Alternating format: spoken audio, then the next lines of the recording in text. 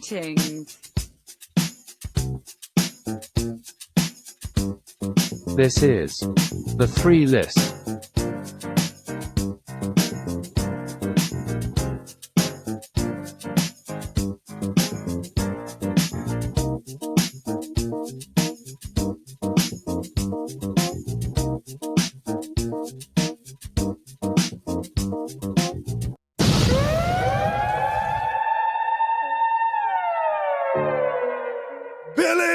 Billy! We are back! And you know the show, I'm still talking. Right now I'm talking. And this guy's talking. SIILVA music! Billy, what do we know? Oh, now I talk? ¿Qué tú sabes? Because yo sé. Si vida. The Chosen. Episode 47. Shout out to SIILVA music. Straight banger, straight fire. SIILVA, yo sé, The Chosen. I told him a few times. He's got one here. I always support Sil in everything he does. Wow. The first couple times I listened to that one, I'm like, damn, that should be on the radio. That's the one there. That's a straight bangaroo right I don't there. understand a single word, not a syllable. And we got someone in here that throws down bangaroos in all senses of the word. Okay, because in the stew today for episode 47, we're using non-copyrighted music here. You think we learned our lesson? You think the SIILVA would put in a claim to Yosei here? If Not yet, baby. Episode 47, Junior. That is the Michael Irvin episode. Oh, that was going to be the last one, damn you. This is episode 47 of the Three List. The Michael Irvin episode of the Three List. Shout out Michael Irvin. Shout out the playmaker. The Alex Anzalone episode. Did I say that right? Who knows? This is the Luis Arroyo episode of the Three List. So many Marlins pitchers. The Larry Anderson episode of the Three List. The Joaquin Andujar episode of the Three List. I don't know who any of these people are. This is the Andre Kerlinko AK-47 episode of the Thriller. And this is my cousin, Kiko Alonso's episode 47. But no, I am a rambling man right now. And who we have in here is the swanton of Las Sabueseras, my brother in the stew for the third time, but for the first time on the Three List. Ladies and gentlemen, the Robby Roedico, Robby Ramos! Wow, dude.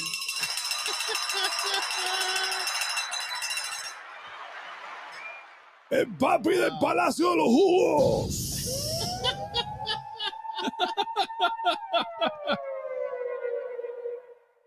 The soaring eagle de la Sabuesera. You know, he wore purple and gold before it was cool. Edipo, the legend, Robby Ramos in here. Episode 47, 47 Ronin, 47 Robby. Thank you for being here, brother. Wow, bro. That's the best intro to a podcast. It's unanimous. Every single episode is the best intro the person has ever heard. You gotta listen to that every episode. I just sit here and wait for my turn. I sit here and wait for my turn. You know, all the times I've come down to visit you, I've never once been to El Palacio de Jugos. Oh, maybe because you call it that. Jugos? How do I say There we Jugos? go. And we're back.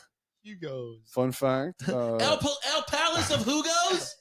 Can you let me in that palace, juice palace? Do you guys have strawberry banana smoothies here? Can I get a protein shot? Can I? How many protein? Is it an extra $2 like at the Smoothie King?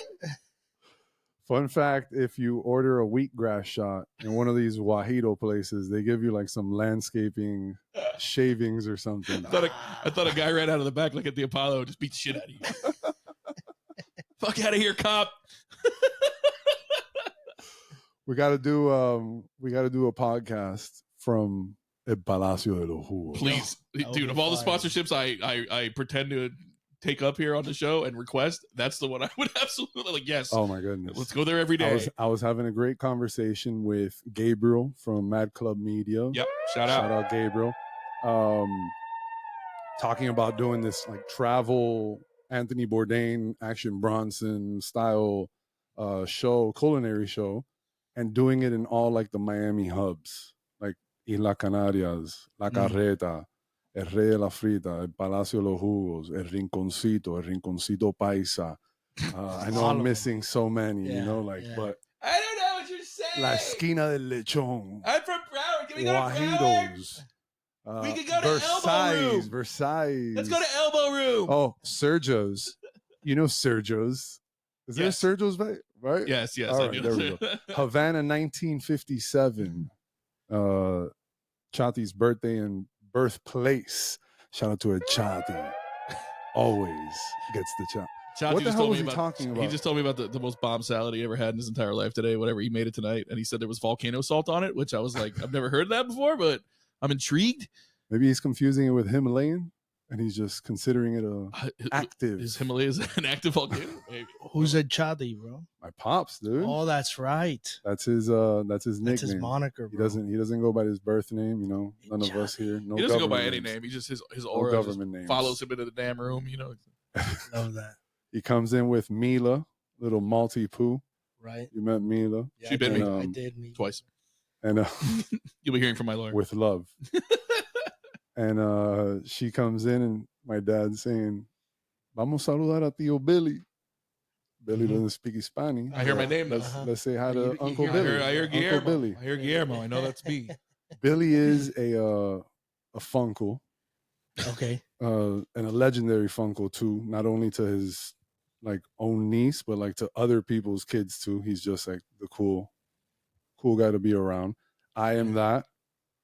You have children. I do. Congratulations. Thank you. You have two beautiful kids. Yeah. 2 girls.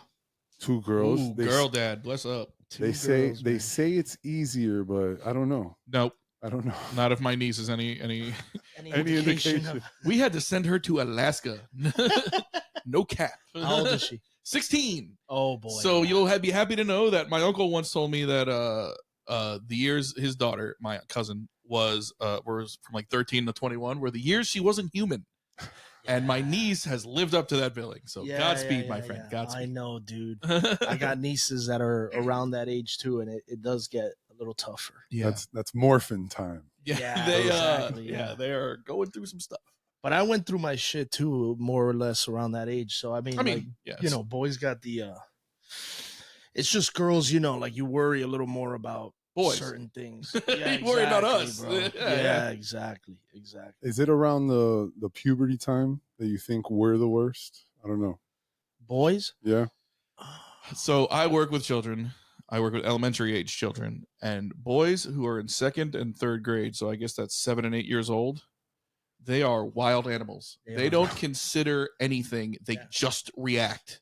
Yeah. So if you trip one of them, they are punching you. 7, 8. If they spill their snack, they are hitting the nearest person and then crying about it. Like, and then when you pull them to the side, and I go, "Why did you hit Sally in the head?" And I'm shaking them, and they go, "Well, she did this to me first." And I go, "Then why didn't you tell me that?" We've had this conversation multiple times. Where do you work with? We don't. Yeah, you know, What are you talking about? we don't drop no names we don't. out here. No, but you you're know, a like- teacher. No, I'm saying. No, like, no, I'm in childcare. I run an aftercare program. No, I don't run the aftercare program. I run the sports side of an aftercare program up in Broward. Oh. So, and I've been at this place for like 9 years now. So, and then in the summers I do summer camp and stuff. So, summer camp is my true love, and this is the stuff I do in between summers Got it. to keep myself Copy, with a roof over my head and food in my belly. Copy that. Also a Swiss Army knife guy over here too, with many different talents and he played a little ball. I played a back little in the ball. day. We don't He like to played talk a little about it. ball. We don't like to talk about it. I don't like to bring it up. We pay our respects over here. Had my It's hand not in the his dirt. jersey. Had my hand in the It's dirt. not his jersey, but It would have been if everything would have went right. It's so unfair. he played- Actually, it's politics, man. It's politics.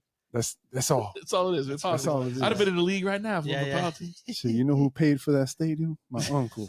That's why I'm starting wide receiver, baby. What position? You would never know it by looking at me, but I was a wide receiver. And, Oh, really? And I returned kicks. Yeah. I was 60 pounds lighter. And A white boy? yeah, man. It was me and Wes Welker and Wayne Corbett and Braxton Berrios and we all go to meetings every week. We have a Right. meeting every Yeah. Tuesday night. We all get together and Right. talk about having sneaky speed and running good routes and having great hands. God. Where's that meeting and what's happening at that It's meeting? not at El Palacio de Jugos, I can tell you that. It's at Are you guys at Arby's? it's at okay, let's do it at Arby's. Fuck it. I couldn't think of a good joke there. I was gonna say Popeyes, but we don't like anything spicy. We just try to get the bland. We sit in the corner at Popeyes and eat bland chicken. Shout out to Popeyes though, if you guys want to sponsor. Shout out to Popeyes. So we're Shout almost out to our sponsors, non-sponsors. Oh, let's get all those out of the way here. We have I'm drinking a little Florida Man IPA here, Cigar Florida City Man. Brewing. Shout out to Tampa Bay. Shout out to my boy Chris up in Tampa. Used to Shout live. out to Tampa Bay. Shout out to Chris. Shout out to JC Used to over in live Dunedin. literally across the street from Cigar City Brewing. Really? Yeah. Was that a problem? I mean, not for me. Not when I went to visit. It was pretty Luxury. dope. Oh, pure luxury. Shout out to Bud Light Lime. Shout As out always. to Bud Light Lime. The only Bud Light we drink on the Thrill List the is Bud Light Lime. sponsor, not sponsor here. Shout out to the Cheetos. Cheetos, a Robby exclusive here. Frito-Lay Cheetos. And you got a little Sunkiss. Sunkiss. Oh, yeah. crushed it Yeah. over Only- there. Sunkiss. Only orange in the stew tonight. Only orange in the stew tonight. a little Keeping it Zephyr real. Hills water. Yep. And yeah. And who did we shoot tonight? Who did we Thank shoot? you to the sponsors, not sponsors. Who did we shoot tonight? Preview. And we drank a little Jose Cuervo tequila. Miami's own. Wait, no, Silver is that Bacardi? exclusive. Might be Bacardi. Either way. Jose Cuervo Silver exclusive. Thank you to the sponsors, not sponsors. If you want to sponsor us, please. Thank you. Hey, Junior. What are we watching here? Back here on the PlayStation 2 because this is another one that we got here. Another one on DVD, hard copy, y'all. That's right. This is From the Tao's DVD library. We are watching the 1985 Oh, I was gonna say 84. I almost had it. Damn it. sci-fi comedy Back to the Future.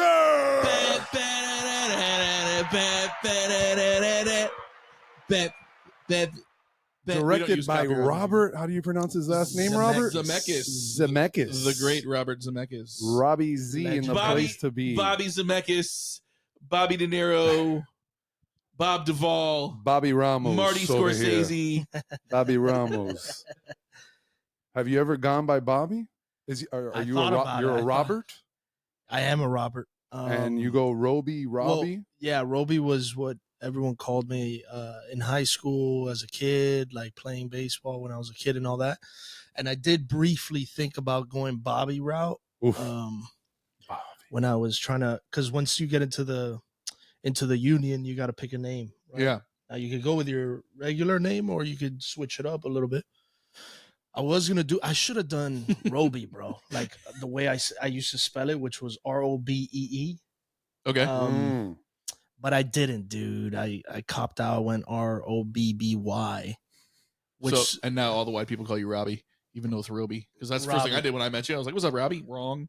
no, You but didn't warn it's me? not wrong. No, Okay. it's right. Because I switched it up. I was that's what I did. I wanted to avoid like, is it Robby? Like, how do I spell say this dude's name? You know? Yeah. So just F it, dude. It's whatever you Robbie. want. Yeah, It's yeah. what if, F listen, it. if you want to freestyle. if you want to Yeah. cast me, call me whatever the hell you want to call me. Right? yeah, exactly, That's it. exactly, dude. Hey, Freddie Ramos. I'm picking up. Freddie here. Freddie. dog. Frederick R. Ramos. Is it short for Roberto? Whatever. Yeah, whatever. It's fine. Is this a speaking part? It's fine. I'll do it. I'll do it. It's dude. fine. Bobby. It's okay. Bobby Ramos. Bobby Ramos Almost, tonight. dude. Bobby Ramos tonight here on the three Yep. list. So why did we pick Back to the Future? So yes, why is this Dude, your pick for the stew? This was it is my favorite movie.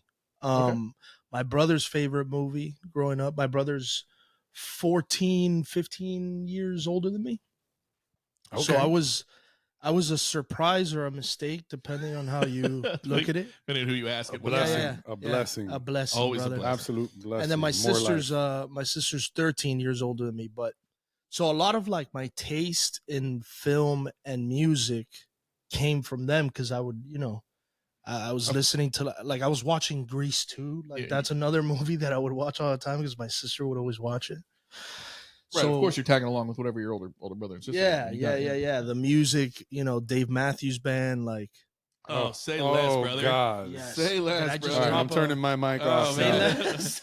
You guys- What are you doing in 6 Yeah. weeks? Do you want to come up to Palm Beach with me on Memorial Day weekend and hang out for 2 straight days? Me and Yeah. Dave and Carter, Hell yeah. Tim, Stefan. Hell You blow through a dude. couple of set lists, no big deal. I went to see him at West Palm Beach. Yeah, that's They where were I'm going. badass, dude. They come every summer. Yeah, yeah. So for whatever reason, they're coming at the beginning of the summer this year, not end of the summer. Usually it's in Gotcha. August. This year it's Memorial Day weekend. nice. Fuck me up. Yeah. Friday and Saturday, and I get Sunday and Monday to recover. Thank you, God. Amazing. Can't wait. 6 weeks. Can't wait. Yeah, he's a beast, dude. Yeah, man. It's probably the whitest thing I do, even though I love to defend them. It's the whitest thing. It's the whitest thing I do, even though Dave's from South Africa and the whole damn band is black. Where do you think they get all that rhythm from? Except the bass player who's white, but everybody else. Yeah. I immediately just go to boom, boom, Boom, boom, boom, boom, boom. boom, boom. So good, bro. It is so good. It really See? is, dude. See, You don't. It's- Why he doesn't? No, I do. Oh. No, I'm a huge Oh, DMB okay, fan. okay, Yeah, okay, yeah. okay. He's got a Not, he's the biggest fan in Right, this so- room. yeah. He's got a shadow dancer tattoo on his But the- hamstring. The left one is the calf. You just saying Dave Matthews Band, Right. just, I always have my ears like radars, like Uh-huh. waiting for this little thing. So just, oh man, here he goes. Like, Yeah. What's your favorite song? What's your favorite song? Deep cuts or song radio songs? I- What's your deal? What's your favorite song? I dig Crash Into It, Obviously. right? Obviously. Great But one. then like Let You Down when Oh, I'm feeling, you Let know what I You Down mean? is When I'm strong. feeling when I'm in my emotions. and Yes, shit. absolutely. I'm a big Stone guy. I love the Stone. Yeah, yeah, yeah. I was just yeah, wondering that if is- you'd come along, hold up my head when my head can't hold up. It's making me cry. The song is making me cry. Right. Beautiful song. Actually, I got to be honest with you. Let Me Down for me, if at a live show, it's a potty song. Oh yeah. Because then the couples all get together for Let Me Down. I'm like, Oh, and you're I'm like, gonna get some yeah, chicken yeah, fingers yeah, and yeah. use the potty. I feel that. you're a romantic dude. I So am, you dog. can't leave to the potty for that Nah, one unless bro. y'all go together. It's Yeah. like, this is only No, I'm staying for that one for let's sure. walk together. Yeah. You and wifey have now been together Man. a minute and a half. Yeah, since 2011. Okay. And then you were in New York. Yep, 9 years. Was that in 2011 that you Yeah, left? yeah. Okay. And originally from Miami, born and raised. Born and raised. Yeah, hell yeah. You mentioned your siblings. You're in La Sahuesera, That's how as I mentioned. Obviously, the legend ahí. Southwest. Yeah. Southwest, South then Miami. ahí. Yeah, yeah. My senior year, I went to South Miami. It was morphin time. Yeah. You went from an eagle you went to a in cobra. Broward? You were Broward. high school. Broward, Terravella High School in Coral Springs. JP. Okay. JP Terravella. Terravella, Northwest Broward, Coral Springs, out in the swamps. Class of 97. So Damn. old man. Dating yourself, dude. Yeah, but I play a lot younger. Yeah, I yeah, play you a do. lot. You Yeah, I do play play a lot. Yeah. We keep it cool here. Hey Let's do man, it. hey guys, hey! I got some Air Jordans on. Got my hat on backwards. Yeah. Bucket hats are back. I'm so am I. I'm extremely upset about a sports result that happened earlier. Like most adults don't let that bother them. I'm not gonna sleep tonight. No Yeah, big yeah. deal. Oh man, No, we don't talk about that, bro. no. The game will not be spoken of. Only the game that we got going on here on the 3 list. I love this people. movie. It's funny. I just read a thing today that Ryan Reynolds wrote about Michael J. Fox. And speaking of things that making me cry, that made me cry. He wrote like a little blurb about him, and like he was like Oh, named yeah? one of Time's 100 people of the year or something like that. Yeah. And so Ryan Reynolds wrote a thing about Michael J. Fox and his struggle and all the good he's done for Parkinson's research and stuff. And it's just to see him now, it's like, it's serendipity to see it tonight. But. Yeah, it's sad, bro, because he had a promising career, dude. Like that guy was gonna blow up. I don't know if you guys know like the backstory a little bit about this movie that Eric Stoltz, the actor, yes, I've heard this one, originally been cast as Morty. Didn't they film a couple? They did a couple days of they filming. Did months of filming. Okay. Yeah. And he was apparently like super method. So he like took it serious, and he was playing certain scenes like way overly dramatic and like too fucking like the tone wasn't right. And yeah, they tried to tell him a few times, like, you know, you gotta switch it up, like that's not what we're going for here, blah blah blah, and he just wasn't adapting, and they fired him, bro. Yeah. Like months into the job. Which was, I mean, hundreds of thousands of dollars and hours and hours of film. No, millions. Yeah. And so on YouTube, you can actually see some of the outtakes of Eric Stoltz doing it. I love the internet. It's everything gets out. Bro. It's so good. I know it sucks for some people. Like, sucks for Eric Stoltz. Eric Stoltz is like hating life, but and then they brought him in, and he was doing the sitcom that he was in at the time. Family Ties. Yeah. And so he would film the sitcom during the day, and then at night he would go film Back to the Future, and then he blew up even more than. I mean, he was in every movie. So this was 80. What did you say? It was 83, 84, 85. So I was 6, 7 years old when this came out, and obviously my friends and I were completely obsessed with this movie. Yeah. And then off of this, he did like 5 movies, man. I remember like Doc Hollywood, Secret of My Success. Secret of My Success was weird because it was like he was normally like the comedy actor guy, and the Secret of My Success gets weirdly like serious. It's about it's about 1980s New York City, and he's like a stockbroker guy. So all those movies are the same; they're all Wall Street basically. Yeah, but it's like he's in that. It's the Wolf one. Yeah, Teen Wolf. He's the original, Wolf? the original Teen Wolf. Jason Bateman is in Teen Wolf too. Not as good. But yeah, man, this movie, they did 3 of these, right? They did 3 of these. Yeah, the other ones I don't mess with. 2 goes hard. 2 still goes. 2 was just inevitable with the way everybody wanted to think about the future, right? And now we've all lived so long that the future and Back to the Future 2 is like the past. Yeah. You know. Yeah, remember when the date happened? Like people were posting about it, like 2020 all the time. I don't know when it was. Was it 2018 or something? I can't remember because I don't think it was 2020. Was it? Like it was 2018. It'll come out now, actually. But the suspense. And there's but then they nailed a couple of things, like the Marlins win the World Series, right, or whatever. But they call them the Sharks. They just say Miami. Miami. But they have a 3D the almanac. They have a 3D ad for the next Jaws movie. It's like Jaws 6 or something like that. And I guess at this time, if this is 85, then we're only up to Jaws 3 in real life in 85, right? Mm-hmm. So we're just keep making Jaws movies. Dude, on that Teen Wolf was the first thing he did right after this. Okay. On that same year. That's crazy. Yeah, he was bro. He was killing. Super duper star. It wasn't like today where there were like a million movies in production at all times. Like there was like. Yeah. So you're saying he was doing Family Ties and this, and then he filmed Teen Wolf that same year. Yeah, I'm sure he didn't. And a Family Ties vacation TV movie. Bro, nuts. Brother, all the same year. Yeah, that's crazy. Grinding. There's a bunch of conspiracy theories like about this movie too, which is like the Twin Pines Mall. Right. They connected to like some crazy shit. I don't know the exact specifics, but I know that there's on YouTube you can go down a rabbit hole of like all the conspiracy theories about this movie. To be fair, you can go down a rabbit hole of conspiracy theories on YouTube about just about anything. Absolutely anything. Yeah. I think there's like a million Easter eggs in the movie where you mentioned Twin Pines Mall. When he comes back later on, it's only the one pine mall or something. It's just the pine mall because he actually destroys the second pine when he goes back in time. Right. There's like a million little things like that. That's another thing that's all over. I mean, this movie was, this movie was an absolute phenomenon. And it was #1 at the theaters forever because, just how it went. Like, again, there wasn't that many movies coming out. Yeah.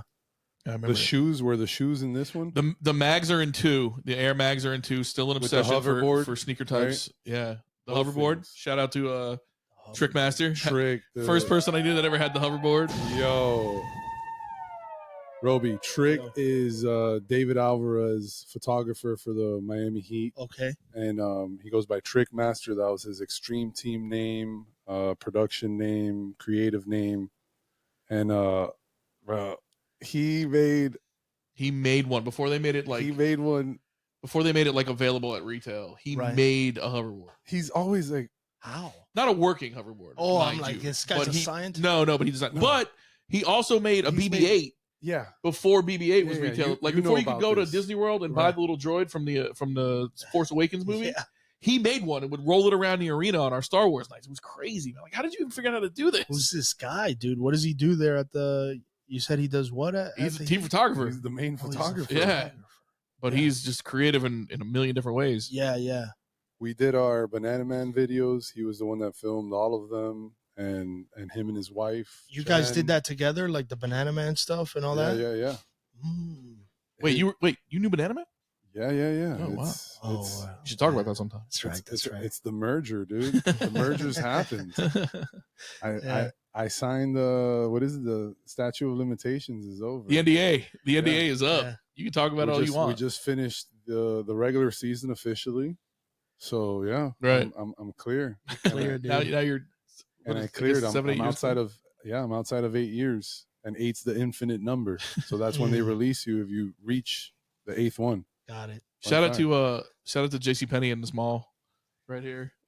Shout out to Anchor stores in your local mall. My mom was talking to me today complaining about a JCPenney bill that she doesn't have. So the fact you just said shout out to JCPenney, I said, hold up now. It says here that I bought a vest and a white jumpsuit with radioactive on the back. I don't the hell and a Casio digital watch. So are you guys into Rick and Morty? Because obviously this thing is pretty much Rick and Morty is very much like visually. Now that I think of it, yeah. I'm not obsessed with Rick and Morty. I know all the highlights of Rick and Morty. Like I've seen the Pickle Rick episode. Rick and Morty, Doc and Marty. I've never seen no. Did they like base that on this? I mean, it seems like it. I haven't watched too much of it. God, my cousins. Damn it! I feel like an idiot because now that I think about it, I'm like, yeah, that makes sense. No, yeah. Visually, it makes the most sense. Yeah. Jeez. Am I the dumbest person alive? All right, back to Trick Master. Oh my God. Back to Trick Master. You made a BB. What is it? Sounds smart again. A BB-8. A BB-8. Yeah, tell me more about a BB-8. He also did he just made a Wall-E. Right, I just saw that. That was before. Yeah. He did Wall-E before that. Well, he just went to some convention or something. Best. Look, shout out to you. I know you're an incredible dad, but shout out to Trick. But are you making your kid droids? Yeah. Yo, he That's took. next level. I'll never forget. He took Wall-E to his kid's school. Yeah. And you just see all these kids freaking out in the hallway, like show and tell. And then he also like built like an American Ninja Warrior obstacle course in his backyard. Damn, he's like, bro. I gotta step my game up. An adventure guy, you know. Like he grew up and always exploring and all of this, and what a guy! Mine is always. We know some great people. Always. Shout out to Trick Master. I haven't seen him in a while. I hope he's doing well. I know he's. Shout out to Jen. That shit is cool because sometimes like people become dads or parents or whatever, and they kind of get like some of that kid element of you gets sucked out of you. You know, they lose their light. They lose their dinosaur. Yeah, exactly. They lose their dinosaur. Yeah, you gotta find your dinosaur, man. But it shouldn't be. It should be what your boy's doing because you actually have the chance to be a kid again. Like you start going to places again that you used to go. What I do with my kids is I expose them to like the cartoons that I used to watch. So like Little Bear, you know what I mean? It's heavy in the rotation right now. I have not heard that in a minute. Brother, Little Bear, dude. And that puts her to sleep every day. How old are they now? 3 and 1. Oh, bless your heart, bro. Yeah. Oof. No, but it's good. Thanks for doing this with us at night. Oh, hell yeah. Dude. Your wife is a saint. Yeah, she is. Thank you so much. That is accurate, dude. I had to tell Junior, like, yeah, dude, I got to do it late night because I got to put him down. It's fine for us because we operate better at late night. It's when we get rushed that we're bad. It's like, can you do it at 7? Like, oh, God. Yeah. We can do it at 7 in the morning if you want to come at 4. Yeah, right. It's marathon session. We'll still be up.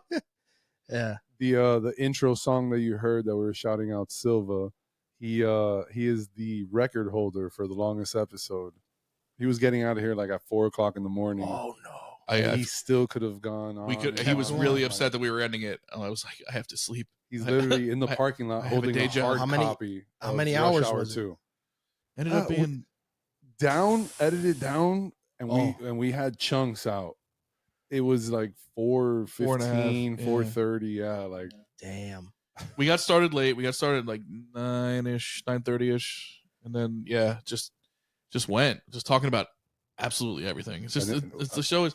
And so with this new season here, like I told you, we're on season 3. We made a promise to ourselves. We were like, we're gonna keep these episodes at 2.5 hours, and we're not gonna keep the people blah blah blah. And then the first one we did was like 4, and we edited it down to like 3 something.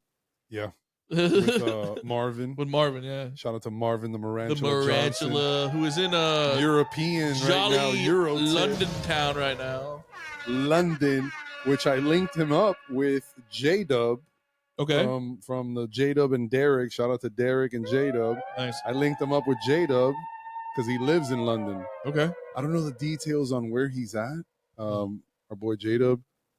He moved over there for acting. Oh, did he? Yeah. He's like incredible basketball player. Right. He was going for like more classically trained stuff, right? Or something like that. It wasn't necessarily. Yeah. And he ended up winning like some Netflix scholarship and everything too while being out in this like crazy school in London. He's been out there a couple years now. Okay. Yeah, that episode's a couple years old now, isn't it already? Give or take? We did 2022. Yeah, so right on our window there. Yeah, so about 2 years, but he's been there for like 5 or 6 years now. Like I don't even know if it feels like it. Was it like classically trained? Like, is that what he's going for? Like Shakespeare, like Shakespeare in the Park kind of stuff. Yeah. I'm probably butchering this. Yeah, we're probably wrong. He was doing like a fences monologue type of like really like crazy pieces. Yeah, and like really like gut wrenching shit. And he's one of the funniest people that I've ever met. He's one of the kindest, realest, sweetest, dopest humans to exist. Insane hooper, and so's Derek. I don't want to leave him behind either. I mean, you'll be hearing from Derek if not. Yeah, Derek swears. Derek swears he's nice. Should be in the league. Politics. Politics. Back to that. Always politics. Back bro. to that. Be in the league right now. But you don't think incredible. You don't think I could check Nick Batum? I think he could. So. What's the wingspan on that? Go get a stop in a bucket. J-Dubb, yeah, I can see him being any type of actor he wants to be. Like, the dude, I feel like he can be like a Jamie Foxx, bro. Like, just like, because he's hilarious. Really? He's hilarious, funny. He can do sketch comedy. He was doing that Dub Smash, the voiceover stuff. Uh-huh. And just recreating these scenes, bro. Hilarious. But I can see him get into serious shit and just get lost in a role. I don't know if full method, but for sure, like his heart in it. If he made the decision to go to London for this shit, like he's serious, bro. Because I mean, you don't just go to London. Like that's not just I'm going to LA and. London is a different thing, man, completely. Their approach to acting is different. Like, so that means he wanted that classically trained, like old school training in London. So respect to him, dude. I don't know him, but respect. You got to link us up at some point. This is all about respect here. Hell yeah. And this show is, what is it, Bill? What is this show? What's the title? By us, featuring our friends for everybody. That's how it goes. We can never get our tagline straight, but that's somewhere around. I think we're at with our friends. No, about our friends. By us, about our friends, for everybody. Right? Makes the most sense. But it's with our friends. With our friends, about our friends, for everybody. For everybody. But by us. With you just want to get the boo foo foo boo in there. Buy us for us, buy us on the low. Please sponsor us, like we mentioned. I don't have my FUBU hoodie anymore. I made my mom buy me the LL Cool J Red FUBU hoodie when I was in high school. Wow. With the FB, the big FB. Yeah. Oof. Yeah. A wide receiver. Dude. Well, here's the thing. Ask me how many times I wore it. Not a once. No. Not one damn time. I every time I'd break it out. First of all, South Florida never gets cold. But Yeah, anyway, facts. but secondly, I was just like, every time I'd break it out and put it on, I'm like, you made a mistake. You shouldn't have wasted your Christmas present on this. It was fire. I think my little brother might have actually ended up wearing it a couple times before he figured it out. Father of the niece. Father. Shits are hot. Brother. Super fire. Shawnee boy. I used to get all that stuff at the store here in Epic at Dolphin Mall. Epic at Dolphin Mall. Epic How long has at Dolphin Mall Dolphin been Mall. open? I thought Dolphin Mall was relatively new.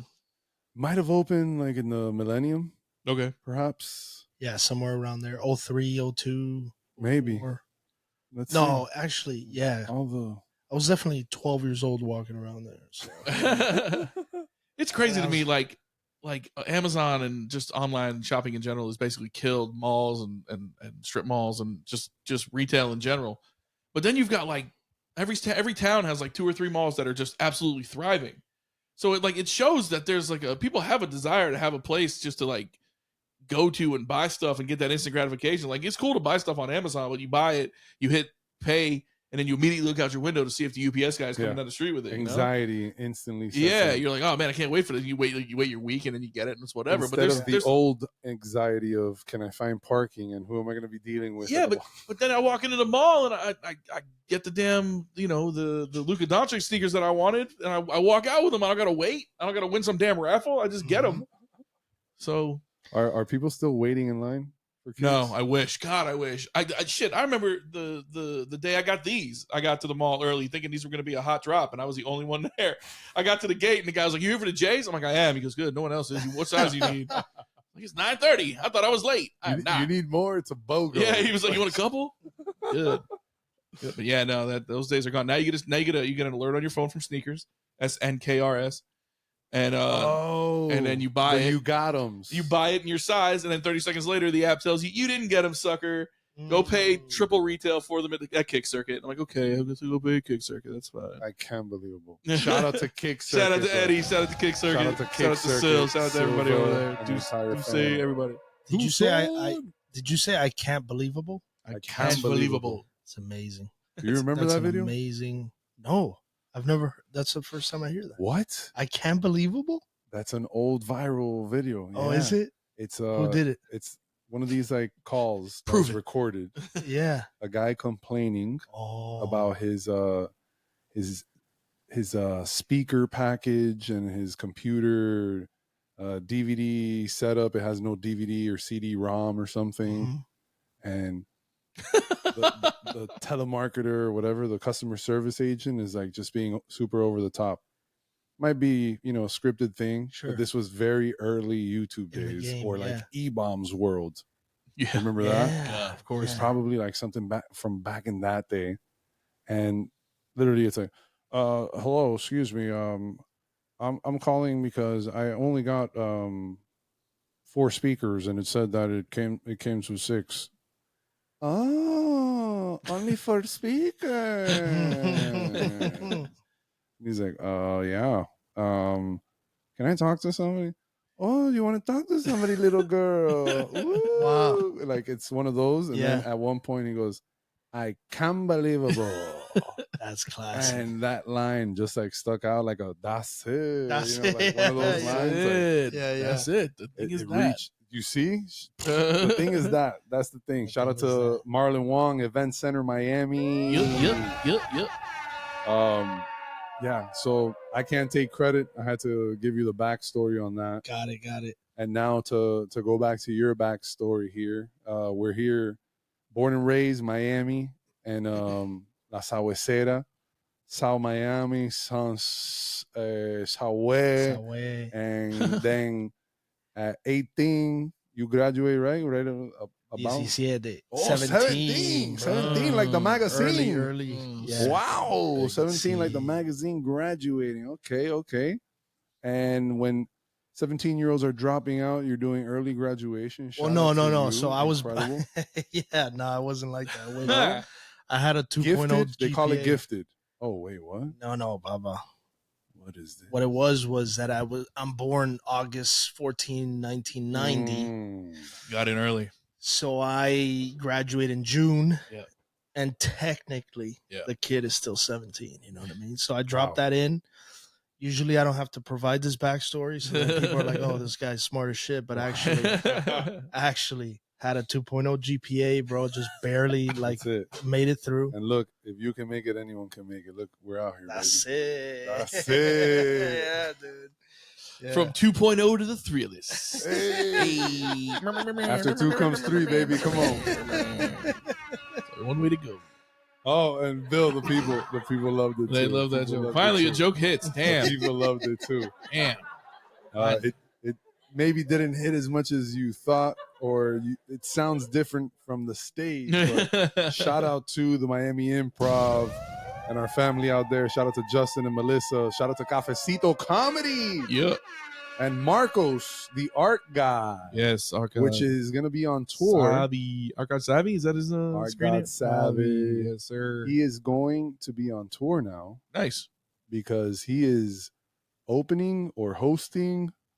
What's the terminology? I think it's host, feature. No, host, opener, feature. Or host, feature, headliner. I'm not in that industry, so I don't know. One of those. Opener, yeah. Get Silva on the phone. He'll know. Art God is going to be opening or hosting and then passing it on to Channing Crowder and special guest Spice Adams. Nice. Out in Detroit. Cream Biggums. In Detroit. Cream E. Biggums. Cream E. Biggums. Is Channing's doing stand-up now? Channing's doing stand-up comedy. And, I mean, he's the outspoken one in the Pivot podcast, right? So he's the one always like, hey, you know, yeah. No one throws down like a barbershop, like comedy talk like him. And Marcos has been working with him and the radio station, Odyssey, and as a producer and stuff. He's a MC, rapper, producer, artist. Marcos. And creative brain too, bro. Just like writing, producing comedy, producing stand-up now, like writing for that. Real proud of him. He's got one of these childish Gambino minds like we talk about. Donald Glover. Yeah. And I tell him, what's up, bro? I'm Stephen Glover. Donald Glover's brother. Fun fact, did you know it's that? Boom! That's what they all wrote everything together, which shout out to Steph, executive producer of the 3-list. Yes. The love of my eternity and lifetimes. She's the one that got the Cheetos. The Stellas, really? The wow. Shout out Steph. That's why she's our executive producer. She handles all the stuff. She handles everything. And I connected that because we just watched Donald Glover's Mr. and Mrs. Jane or Mr. and Mrs. Smith. Yeah, I saw one episode of it. It looked amazing, but I didn't watch it. So very good. Not to light this shit on fire, but Donald Glover's a communist, bro. So that's an exclusive that I'm giving you, bro. That's an exclusive. That dude is a full-blown commie, bro. Real talk, though. Fun fact, bro. Hell of a rapper, though. Yeah. Hell of a rapper, though. No. No, I'm talking about Danny Glover. Sorry, bro. Oh, thank God. Not Donald. Although, here we go. Hold up, my bad. That is a bad mistake to make. Yeah. Although we've killed people on the 3-list too. Like, I'm constantly killing people. Yeah. Like, yo, rest in peace. Oh, go to Google. That person is alive. Like, what the fuck are you saying? That person is alive. They're alive. Danny Glover might be dead. No, yeah. Well, so we can call him a comment. No comment. He's dead. But anyways, Danny Glover. Shout out to Donald. Shout out to Donald. My bad at Donald, dog. Let's clear his name. Gambino. That guy was Lando Calrissian. We can't. We got to clear his name. Hilarious. Although I do think he did some Havana shit, so I don't know. The jury's still out on that dude. Well, he filmed. Yeah. Danny Glover. Yeah. So fuck him, dude. Well, I mean, like he put everybody on though, like when he was out there and shit. Danny Glover because it was him and Rihanna. Danny Glover is they made that short film or whatever out there. Danny Glover is very alive. Yeah. He's 77 years old. And it says here, actor, producer, and political activist. Danny? Yeah, political and activist. his There. activism is for telling you. communism, apparently. Yes, it is. There it bro. is. Good to know. Yeah. So that He fought with the Russians in the 80s. Who You knew? learn things on this podcast. He was rooting more for that- he the was more rooting that for you know. Drago in Rocky 4. Yo, I don't know if we shouted him out already. Yeah, we did. But R.I.P. to Carl Withers. We were talking about Apollo earlier, yeah. We had mentioned Creed. That's what it was. Yes. Because of it was just Andrew Scott Marshall's birthday. So happy birthday, happy belated Andrew Scott Marshall, ASM Scribbles. Your birthday, man. But graduating at 17. Boom. You see what I do? Yo. Bring it Euro back. step. Bring it Euro back. step. Yeah, he You're brings it back. graduating at 17, and what's happening after that, people? Bro, so I'm lost, dude. I graduated at 17. Baseball didn't pan out the way I thought it would. Pelotero la bola. Pelotero. Yeah. Politics. Politics. Exactly, Politics. dude. Yeah. Some yeah. manager doesn't like you, Po- and now they Right. game over. Politics. wants me to play, Career over. wants me to play catcher. I think I'm a shortstop. Drop the game. Yeah. Exactly, Drop the dude. game. So then I just started trying to figure out what I want to do with my life. And I went to the 13th grade, which is Miami-Dade College. Hey. Shout out. Shout out out. Miami-Dade. Shout out. You got a white BMW and went to MDC. yeah. Got that sticker on your bumper and immediately took the turn signals and threw them out the damn window. And that was Yeah. it. You were there. And go into any parking lot at any shopping center and immediately start playing bumper cars. Fuck. God. That is a Miami-Dade sticker in action. That is. Shout out to that is- 13th grades out They're, there. they're I think sharks one for a time- reason, okay? Yeah. They're the sharks for a reason. Be on the lookout for the sharks. When you get into the parking lot, it's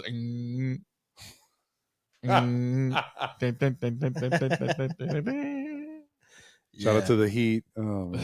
Stop, stop. Don't do it. I Don't mean, do it. I heard the thing. bring I was it up. thinking, like, No, don't bring all right, so. Shout out to Roy Miami- Scheider, Miami-Dade, though. Miami-Dade. Shout out to Roy Scheider. So I'm at Dade, and I had a couple good teachers there actually, who just had us doing like papers on like what it is that you like to do. Like I had an actual English teacher who we had to, part of the, I guess the curriculum was that we had to come up with this folder, this massive folder that basically you're gonna do a bio, like a biography on your life up until that moment, and then like what you want to do with your life going forward. And it had to do with writing, so it made sense that, you know, he was teaching that. And through that, dude, like I started to write down what I was thinking, which I had never done in my life. Like, you know, I probably had anxiety as a kid, all kinds of shit, but I wasn't able to like formulate my thoughts in a way to figure out like, holy fuck. So when I start writing things down in this class, bro, and I start reading back what I'm writing, I'm like, oh my God, bro, these are the thoughts that I'm having. Like I almost was reading the paper of somebody else. Dude. Right. Does that make sense? It just spills out of you, and you don't realize. Yeah, yeah. man. Your subconscious is the one working the pen, right? Yeah. Exactly. So through doing that, I got into the kind of trying to figure out what it is that I actually wanted to do with my life, because I had no idea up to that point. You know, I thought I was going to be a baseball player, even though I threw like 82 miles an hour fastball. Don't sell yourself short. It's politics. No, It's yeah, politics. you're right. That You're right. one you're right. manager. Nah, I would have thrown That one 90 if it wasn't for that one that coach. one- that, just- yeah, yeah. Obviously. You didn't see But the vision. He changed your mechanics. That's what Yeah. happened. Yeah. Right. Bro, Dude, that's actual facts. That dude Yeah, would have yeah. had you in Yeah. Tommy John. It your would've- original Matt. Yeah. Listen, I'm one of those stories too. Yeah. Thomas Jonathan, surgery over here. Right. You were a lefty though. You had real potential. And again, 'cause I'm going to say it again. I'm you still are a lefty. I'm still a lefty. lefty. It's a stupid manager had him throwing right-handed. Yeah. Hello. That's what like, it we need a was, righty dude. out of the pen. I'm like, but. Nope. They're lollipopping balls at 72 because it's my wrong arm. I don't even know how to step off the rubber with the wrong foot. That's exactly what it I was. balked 4 times in a row. Hello. Otherwise, Wow, I would have been Greg Maddox. Who knew? Damn. Shout out Greg Maddox. Shout out dude. Greg Greg Maddox. Shout out to That whole team, bro. shout out to not Tommy having watched Glavine. baseball in the 90s. Since the 90s, I'm like, John all right. Smoltz. John Smoltz. Fucking Bro. Chipper Jones. Oh my God, Andrew Jones, Dave Justice, Dave Justice. Wow. Oh my God, Sid Bream. Whoa. Bream her out there. Marquise Grissom. Yo. Come on. Deion Sanders. And welcome to the Three List, your home for 90s Braves. nostalgic Braves baseball. Shout out to Dion on the wall here. He's We got multiple Deons. We have on the two wall. Deons, right? So many Two Deons. Yeah. starting lineup over here. You had any of these growing up? I did not. No. No. Any toys? Any No. anything you can recall like that? Janessa- any memorabilia? Janessa, my wife, says I didn't really grow up in the United States because all my shit was like Cuban shit, even though like, you know, I was born here, bro. So like not necessarily toys, So but just like mops and Just cafeteras. exactly, guy. Like that's what I played with and shit. For instance, Toy like box full of pastelitos. yeah, like snacks. I never had any of those like cool snacks that kids had. Like Janessa will be like, "What? You didn't have this as a kid?" I'll be like, "I don't know what that is." You never had a zebra cake? Dunkaroos and shit. I don't, no. What? I had café con leche and pan, Get a fucking cafe and a frijoles piece, and of, piece yeah. of buttered bread, and you get sent out to school. Yeah, literally, dude. We've been having these meetups at La Carreta. So We again, have shout been, out to La Carreta. Shout out, like the bird one. Yeah, the and one on bird. the Mecca. Come Yeah, on, if you're that's gonna the go, Mecca. Mhm. you're celebrating all of Castro's deaths, all 7 of them. You're going to La Carreta. The Exactly. 2 Marlins championships. You're going to La Carreta. First time I 3 saw Heat Pitbull. championships. You're going to La Carreta. First time I saw Pitbull was in La Carreta when the Heat won. Was it? 06 had to be. Yeah. Or no, because he did the white hot stuff. I mean, he was there pretty When much. we were He was there there. in 06 and then 12 and 13. No, it was 06, bro, for sure. So, Because damn, So he he was wasn't still- as big like Yeah. as he was, but he was pretty. he was still. He was Still already Jose- kind of well known. Still Jose. But he was on the he was on the come. Cristian Armando Perez. Exacto. Armando. Armandito, yeah. Armando Cristian Perez. Pitbull. Yeah. Cuban Link, no te asuste. 24th Street Barbershop. Shout out to Miami Stadium. The Yeah. fam, Miami Stadium. Sawesera. One of the ones holding down. Yeah. Have you got to follow that account if you don't? No, I do. Yeah. That's That dude Legendary. Is, that The dude classics. that dude every day was Yeah. something new. Every day. and I love how he's always talking about like the organic following because that's exactly what it is. Mm. It's always been like word of mouth. It's been like someone rocking the shirt and being somewhere and it's like, yo, that's a hard ass shirt. You got the hat, right? I got Did the I see you Miami with the Stadium hat, yeah. And then these 2 designs up here. That's the OG Orange Bowl on the Oh, right Right. and the Miami Arena on the top left. Got it. And I always rock the Orange Bowl one Uh-huh. because I had way more memories in the Orange Bowl than I did at Miami Arena. But I always rocked the shirt like so many places. When I went to Chicago, took it out with me, like putting on for the city like that. Yeah. You know what I'm saying? Because down here we're 305, 954, 786 is welcomed. It's welcomed. We're He's letting it ride. 954. though, I'm not 5'4". Not.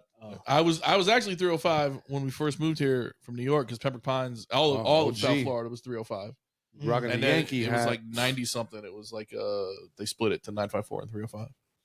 Billy made the Yankee hat more popular than, Yeah, than yeah. the Yankees That's did. it. I got more Yankee than. Born there, he moved down in a couple years, right? 3 years old. I was 3. I don't remember anything about you. Yeah. Yeah. What part of New York? Bronx, baby, BX all day. Damn, bro. You made it out, bro. You made it out. Yurt. BX all day.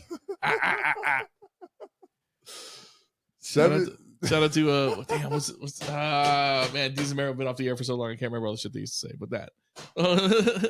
Yurt was the big one. Yurt. That's all you got to throw out there. What happened to those dudes? They broke Money up. problems? Or Broke what? I up. don't know what it was, man. Politics, they- bro. So Politics. Politics, it was politics It's actually. politics. So bro. Mero is doing. He's got a podcast now with Carmelo Anthony called 7 p.m. in Brooklyn. Wait, what? Yeah, it's fire. Tio, Oh, really? Tio. Yeah,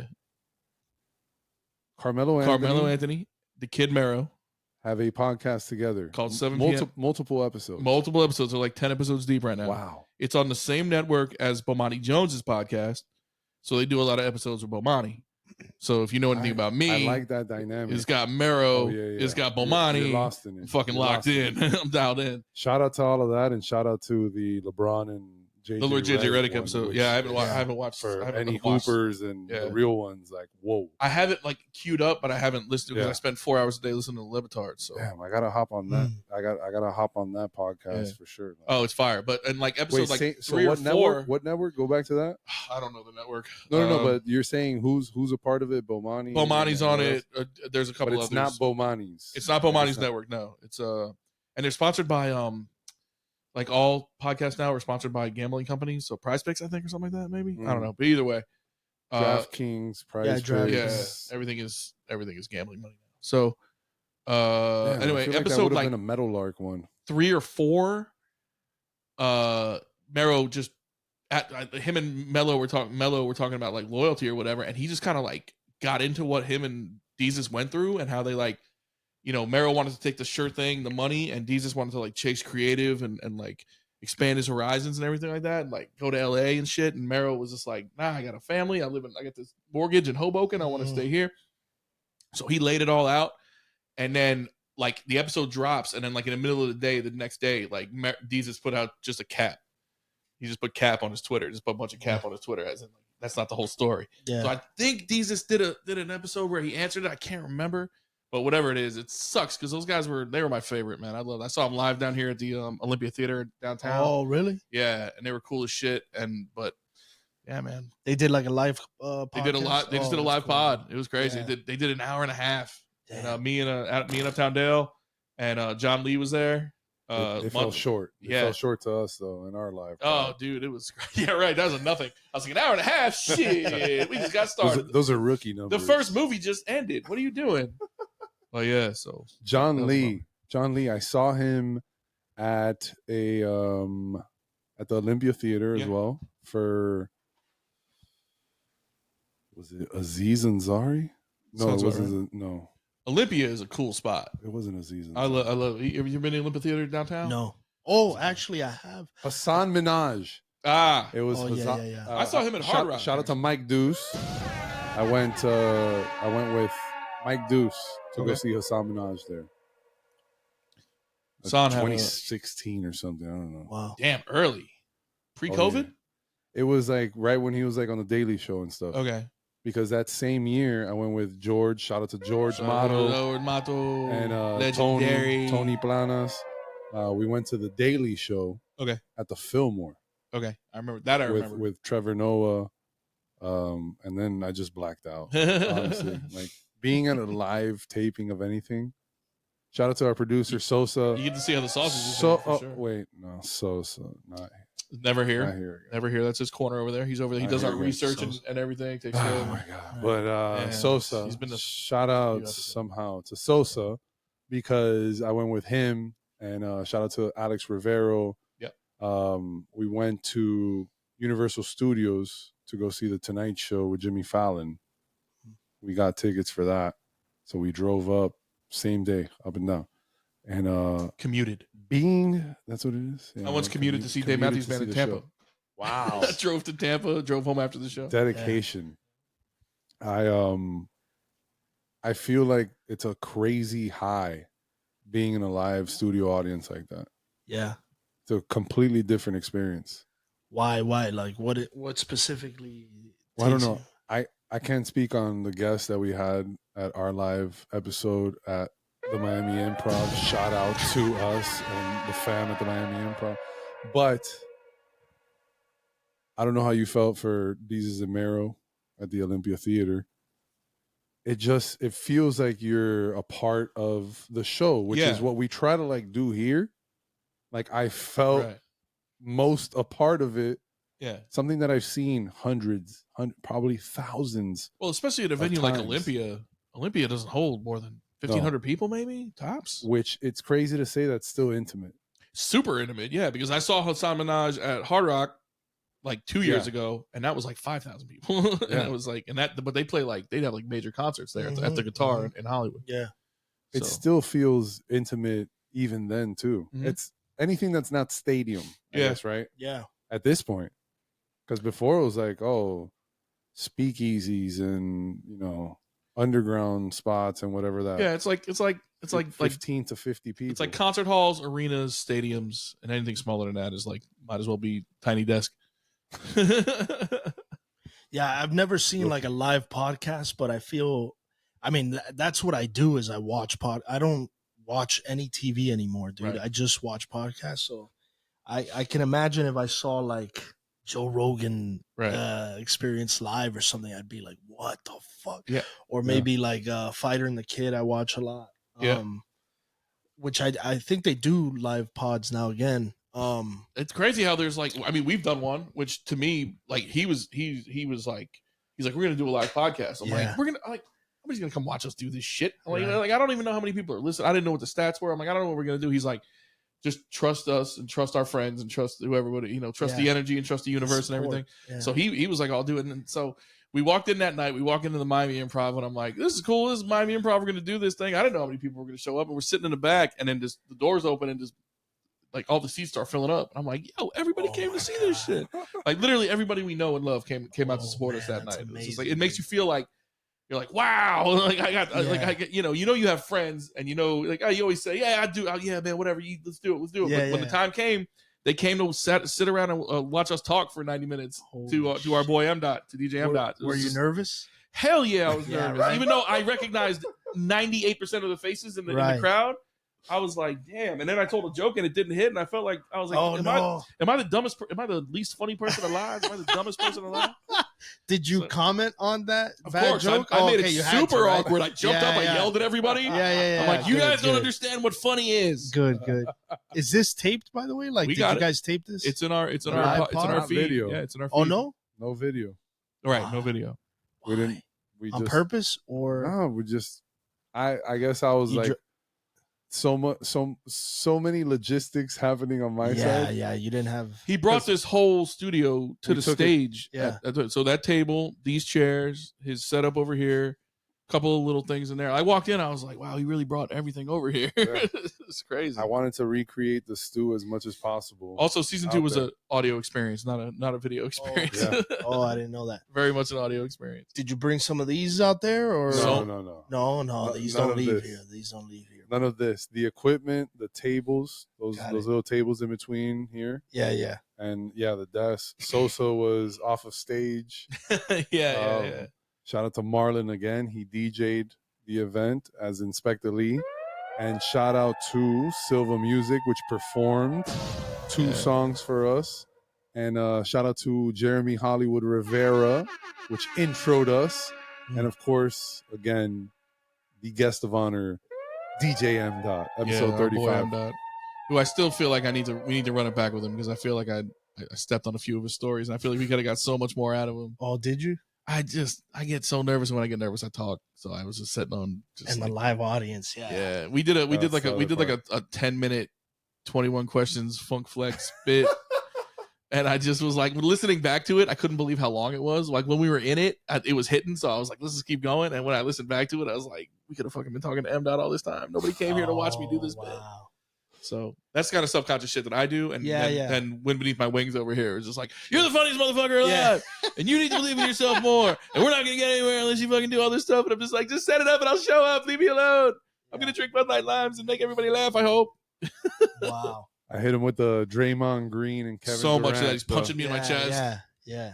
Intensity. So much of that. And he's talking about that 21 questions thing, bombing or whatever, but it's one of the things that has lived on the hardest from the show because everyone, like, when they include something from the show, they'll play the 50 Cent 21 questions Oh, got it. whenever they, like, do a throwback or whatever, looking back on it. Damn, I would have loved to have been there, bro. Well, We're gonna do we'll another it for one. the next one. We're going to do Yeah. another one. Don't worry. Yeah. Sure. Shout out to Dania Beach Improv. We were there Dania last Beach. week for a fundraiser at my day job.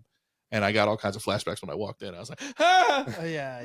do I have to be funny? Like, you just have to watch it. I'm like, awesome. I'll have the tendies. Excuse me, sir, where are you going? The green room is over here, I think, right? That's where. Oh, is that where my Bud Light Limes are? Yeah. What do you mean they're $8 a piece? What the hell were they in Vegas?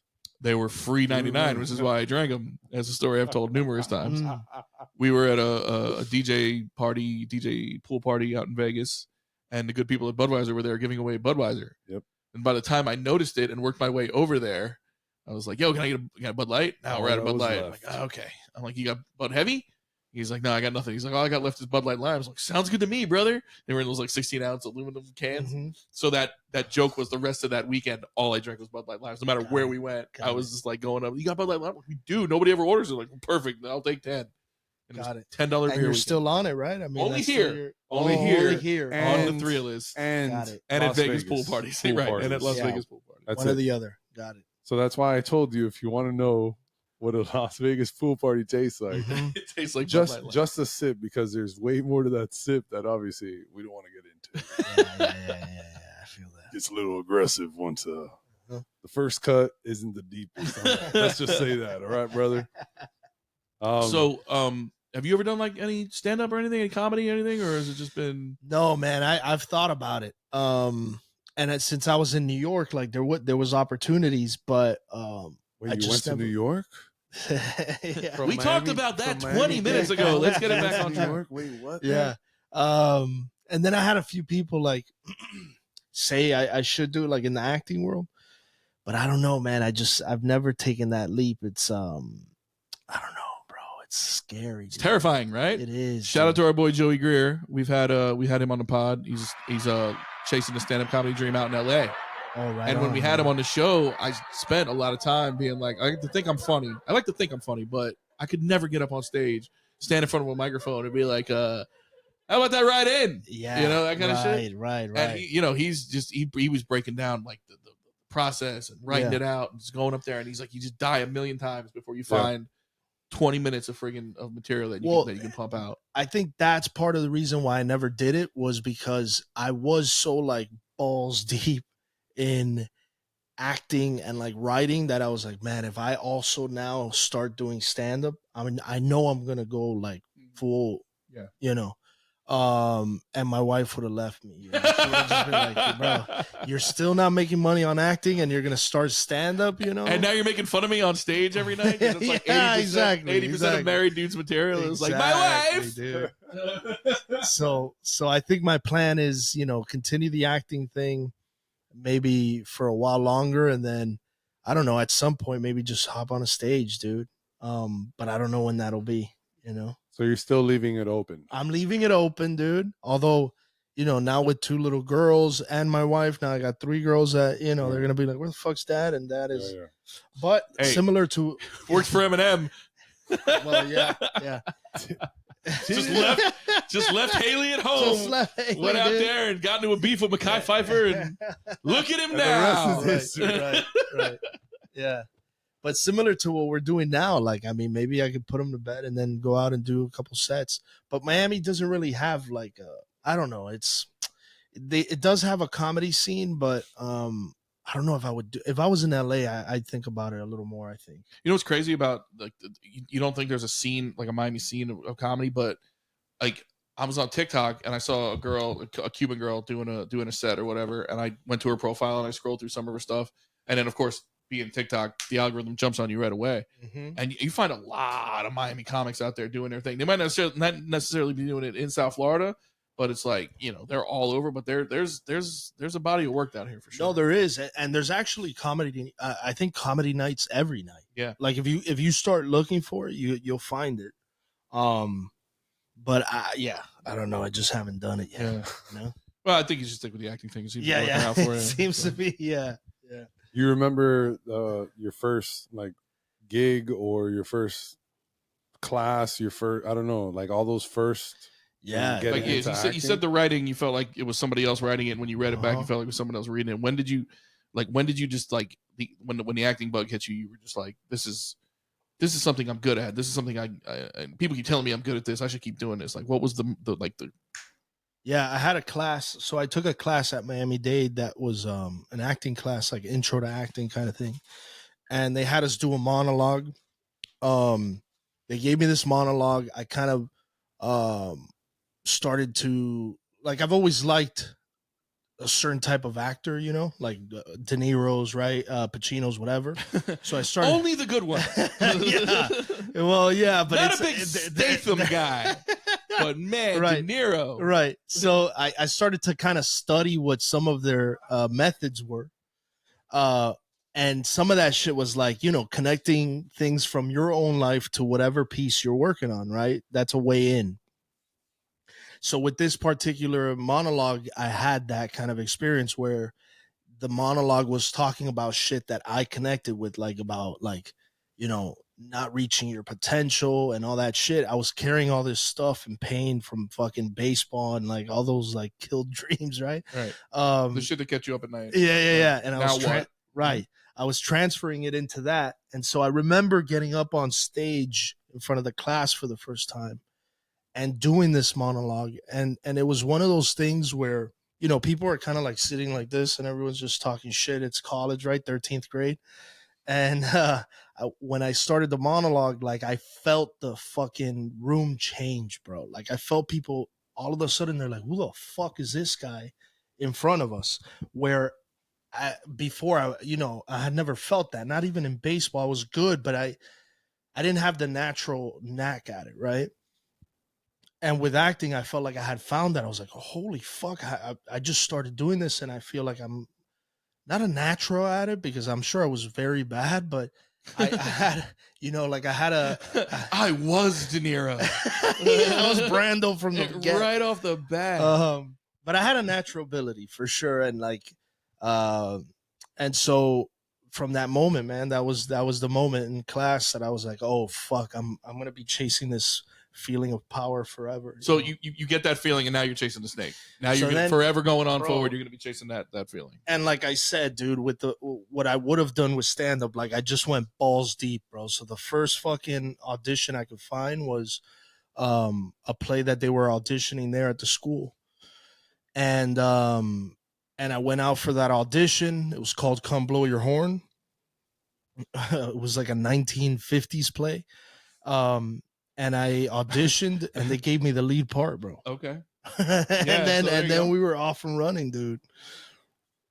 So it's always like 1950s play in like in like school theater. Yeah, exactly. One of those bullshit old fucking. Yeah, I'll take another. Awa. Yeah, it's always like a Sound of Music or some shit. Yeah, like some bullshit. Yeah. But it's easy material and it's time tested and everything. Yeah. Nobody in Miami-Dade's out there doing like, we're gonna do Hamilton. Fuck it. Right. We're gonna learn all these songs, man. Yeah, do it. And I think a little bit of that too is like nobody wants to get offended, you know. So they're doing like safe plays in college, which that's good. I don't think it's the right way to go about it, but it's the way they usually do. You know, in a perfect world, art is like taking risks. That is it. It's funny you say that because you say you do the one monologue and you just feel it, and everyone's the video game meme. Now they're really paying attention. Into the seat. Yeah. Junior was saying the same shit when he just got back from Chicago, and he was up there chasing the dream of improv in Second City and stuff like that. So he said it was a few times where he felt that, where he just was like, so incredible, bro. Yeah. When Junior was explaining some of his experiences, like with teachers and things, of them being like, where the fuck have you been? And that kind of thing. Like I experienced that where they're kind of like, wait, did you study before this? Like, what was your journey up to this point? Did you go to Juilliard? Oh my God. That was literally the line that I keep reciting. They're like, your Steppenwolf training is really showing there. Yeah. And you're like who? What? Yeah. I love that band. Wolf? Yeah. Steppenwolf rules, bro. I saw them. They opened up for Justice. I saw them at the Sportatorium back in '84. Man, they ruled. The Sportatorium. Damn, that's wild. So when I love that, and I love that feeling too because I've felt it now. Yeah, so dude. Getting that bite is and then you insane. chase it, bro. Chase it forever. Yeah, I don't know anything else now. Mm-hmm. It's literally getting bit by a vampire of some sort that you're just like, this is the way now. Like, yeah. It's a drug, dude. It's literally a drug. There's actually, not to segue into Heels a little bit, but there's a line from Heels that is actually it's a line that Michael Malley, the showrunner, wrote. and it's not dialogue, so nobody actually even knows that this line exists except for the actors who read through the script. But it was basically that you know, we chase that drug, dude, as performers. And once you taste it, bro, it becomes like you're an addict, you know. You're trying to get that drip every time, and it's not like that, you know. You gotta start like bigger things or going after other things, or like, now this is not cutting it for me. I want to pivot this way, and then I feel the drug a little bit again, and so it's just constant. So you open the door to Heels. I held off as long as I could, but you open the door. So here we go. I love that show. Okay. When Junior was like, "Yeah, my boy Robby, he's an actor or whatever. We have him on a Thriller." I'm like, "Yeah, man, cool." He's like, "Oh God!" No. Oh shit. And I'm always like, I'm like, yeah, I trust Junior implicitly. And he's like, "Yo, I got this. My friend of mine, we're going to come on the show." Like, cool, awesome. Yeah. He's like, "Yeah, he's an actor." He's like, "Yeah, he's on the show. You ever heard of it? He's, Heels?" He's like, no, you're probably into wrestling. I learned the terminology because you mentioned the word heels. Okay. Oh, this guy's a heel. Yeah. And I was like, wait, did you just say heel? And I was like heel, like heels, like that show too, that it's about wrestling. Yeah. And you explained to me what a heel was, and I was like, oh yeah, one of my boys is on that. And I'm like, just casually, dude. Like, I got like, so what? much love for this guy. Like, he's like, wait, what? Who? I'm like, dude, I'm like sometimes I try to like, I'll DVR and I'll just kind of, I want to wait 3 weeks so I can watch 3 episodes in a row, because every time the episode ends, I'm just like, God damn it, I gotta wait 7 days now. Yeah. I'm like, so I was broken up when I heard it got canned, but there might be some good news on that horizon. Yeah, man, Netflix. So Netflix is picking up the show, the first 2 seasons, right? And then depending on how it does, we'll get a third. Yo, so I'll just leave it on my TV on a loop. Yeah, It'll just be like a content farm and like a clicks farm out in Korea or whatever, and get that done. Exactly. So you're on Heels. It's like I was telling you earlier, we were watching the Heaters, and I was like, I really only watch. And you said it's funny. You said you only watch podcasts. Mm-hmm. It's funny. When I stay home, if I stay home sick from work or whatever, I find myself just watching podcasts. Like I'll watch the Levitard show, then I'll watch the McAfee show, then I'll watch whatever's on in the afternoons. Like I'm just watching people talking. So, but the only other things I watch are pro sports, pro wrestling, and Star Wars. So if you've got a TV show about pro wrestling, I'm going to watch your program. And you're on this thing with some absolute heavy hitters, man. Like Stephen Amell is the lead, obviously, and Alexander Ludwig, who was the second lead, right? But he's been in Vikings, which was a monster hit, and also stars another wrestler, Adam Copeland. Everyone knows him as Edge. He was in that. So, but I mean, and Mary McCormick, obviously, but you mentioned Mike O'Malley, who's been in a million things. Yeah. That guy's a genius comedy, but he's like the bad guy. Right. He hosted Guts, right? Nickelodeon. Yeah. Like, and didn't he also do what was the TV show he was on? Like the was it called like the Mike Show or something like that? He was on well, it might have been Mike and Molly. Mike and Molly, was that wasn't no, him, was it? he was on no, it wasn't Mike and Molly, although that's his boy, that dude Mike. The dude who played Mike. No, he was on God. I mean, it's not like we don't have all the world's knowledge in our hands. Sosa. I'm looking it up. Hang on. Yes, Dear. Yes, Dear. Survivor's Remorse. Yes, Dear was the big one. Right. Oh, he was on. He had the Mike O'Malley show. That's what it was. He had the Mike. That's the one I'm thinking of. Yeah. And I feel like it was so like, didn't he do the ESPN commercials like the Rick or something like that? Was he the guy from Boston? Yes, that was him. Yeah. My name is Earl. Yeah. Back then. Yeah, bro. So and you had worked before this, some Chicago PD, right? A couple of No, that's after. So that's after. Before that, I had done very few things, man. I had done like Orange is the New Black, but I had like one scene in it. Then I was like in one small scene in the Blacklist. And then I had this other show called Deception, that I was also like in a very short scene. So I had done like small things on TV. I was primarily at that point just like theater, right? That was everything. Was TV ever a goal, or were we just going on reads and stuff to like just work? No. TV was a definite goal. I mean, when I realized that people weren't going from theater to TV anymore, it was like TV stars are coming to theater. Okay. That's when I made the pivot of like, oh no, I got to focus on getting on TV first if I want to do Broadway or whatever. So it'll open up more theater jobs. Yeah. Because it used to be like the route was you go to New York, you study acting and you do theater, and then you get an agent somehow from going. They'll go see your show, and then they pick you up and they put you on TV. That doesn't happen anymore. Okay. Agents don't really go out to the theater anymore, so it becomes a thing where you got to find a way to get an agent somehow. God knows how, right? It's got to be like, I know somebody who is going to connect you, whatever. Otherwise you're kind of, bro, you're out there on your own, just figuring it out. Yeah. Okay. Yeah. And it's impossible to get like auditions and stuff without an actor, like without an agent. They're not going to even. I mean, there's a few sites that have like, you can kind of apply to like, you know, or sign yourself up for a role and you might get seen, but it's very small things like short films or student films, which I'm not poo-pooing. Like, you got to do that. Right. Because one of the ways to approach an agent is you come up with those like student films and short films, you put together a reel, and now you have something to present to these agents. Otherwise you're kind of fucked. They got to just like be like, oh, you look like you might be. Or now you just make TikToks until you get one to go viral. Well, and it's like, hey, do you want to be on TV? That's a whole other lane now. Yeah.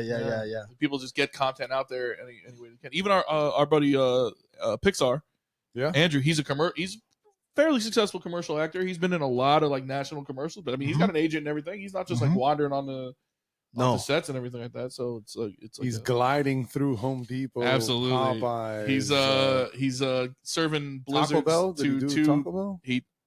No, Popeyes, Dairy Queen.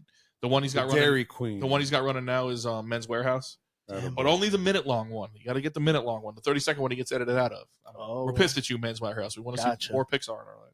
Yeah, he's doing well then, man. That's successful. Yeah, he's grinding out there. He's grinding for sure. He's always on an audition. Always trying. Can just so much stuff. Can't do this because I got to go do this. Yeah, but he's going to classes and reading. Doing monologues and it's constant, bro. Yeah, you got to be in the loop and find a way to like get better without somebody hiring you. Like, so you got to do the classes, you got to do your own like theater shit, and that's why I started writing. Was I felt like I had to start to produce my own work. Otherwise, I'm just kind of sitting around waiting for somebody to be like, hey, we want you to be in the door. Right? Yeah. So how do you end up on a pro wrestling show? Were you into pro wrestling at all, or no? So that was like a regular audition that I just got out of nowhere, bro. It was middle pandemic, so I got that audition in June of 2020. Damn, that's the guts of the pandemic. Dude, you're like 2 months out. Yeah, bro. I hadn't, dude. It was fucking insane. I didn't know that. Yeah. That timing. Yep. I had just found out that I was going to be a dad for the first time. So, just double bomba, but then congratulations, bro. Like, what? To paint the picture for you guys, bro, I'm living in my mom's house, having come back from LA because the pandemic shut the whole Shuts fucking everything down. Yeah. Cali especially was locked down. Bro, city. It was insane. It wasn't like here. It wasn't like here where nothing changed at all. Right. So I was living in my mom's house, dude. Like, no money, no prospects. People were. I mean, if you guys remember, like the fear that was going on at the time, like it was, this is the new normal. Oh boy, do I! Yeah. You guys want to talk about anxiety? Let's talk about anxiety. Yeah, exactly, brother. So. With my two elderly parents at home, and I was afraid to go visit because I was like, I'm gonna kill my parents. Shout out to Steph working the front line. Shout out Steph. In the heart and the guts of the entire thing. Yeah. COVID cardiac Wow. ICU. So thank you, hero. And I'm sorry for everything that you had to go through, because it was like that too. Yeah, she was coming home and like avoiding her dad and avoiding me. Oh my God, I'm immunocompromised and stuff. So bro, I don't know what's happening. Yeah, super unsure time. Yeah, I stayed in the house for the first 3 or 4 weeks after my job shut down. I went to Target. I bought 1 million like little adult Lunchables, like those P3 deals, 1 million Gatorades, and I just sat in the house and watched podcasts. Like the Libetard show kept going, like the Rich Eisen show kept going, and they were funny too because they were like just talking about like sports as if like nothing crazy was going on around us. Right. They would just keep talking about sports, like, and when Casual. sports eventually comes back, you know, you got to think about this team for the point guard and everything. And I was just like, are sports coming back like ever? Like, what are we talking about here? But that's exactly it. So even in my industry, it was the same thing. It was like, is this coming back? Yeah. Like, is it time to like pivot completely into some other job because this is gone? Like, there's no more of this. So I was in the middle of that whole anxiety trip. No auditions, like nothing had come in, nothing at all, zero, because nothing was happening. And then out of nowhere, about 3 weeks after I find out I'm going to be a dad, I get this audition. And I remember kind of seeing the audition. It said like wrestler. I knew it was going to be like, he was going to be in all the episodes of the first season, but the way they had billed it was he wasn't a series regular off the rip. He was a recurring character, even though he's in every episode. So the difference there is your name's on the title card or your name's on the back end. It's really a pay thing. Of course. You know what I mean? Right. It's crazy. Just the way where your name politics, man. Yeah, it's politics, bro.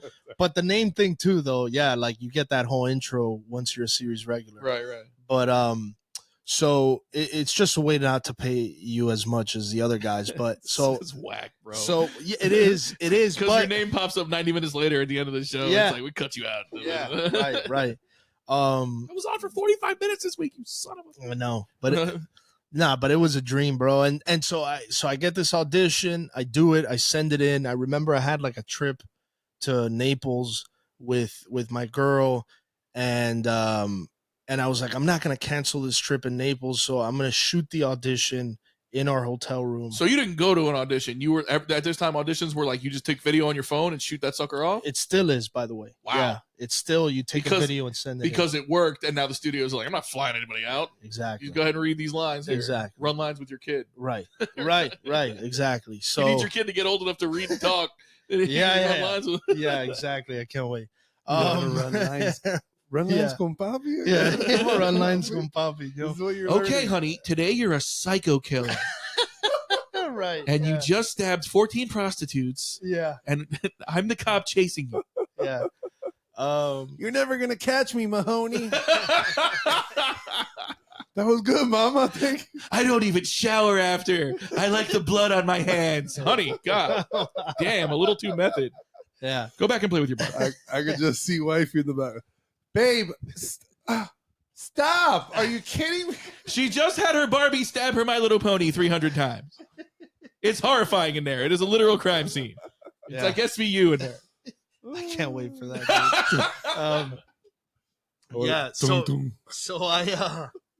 So I send in this tape from Naples, and I send in the tape with no attachment, bro. I mean, it's my first audition in 4 months, and also it's like this is a long shot, bro.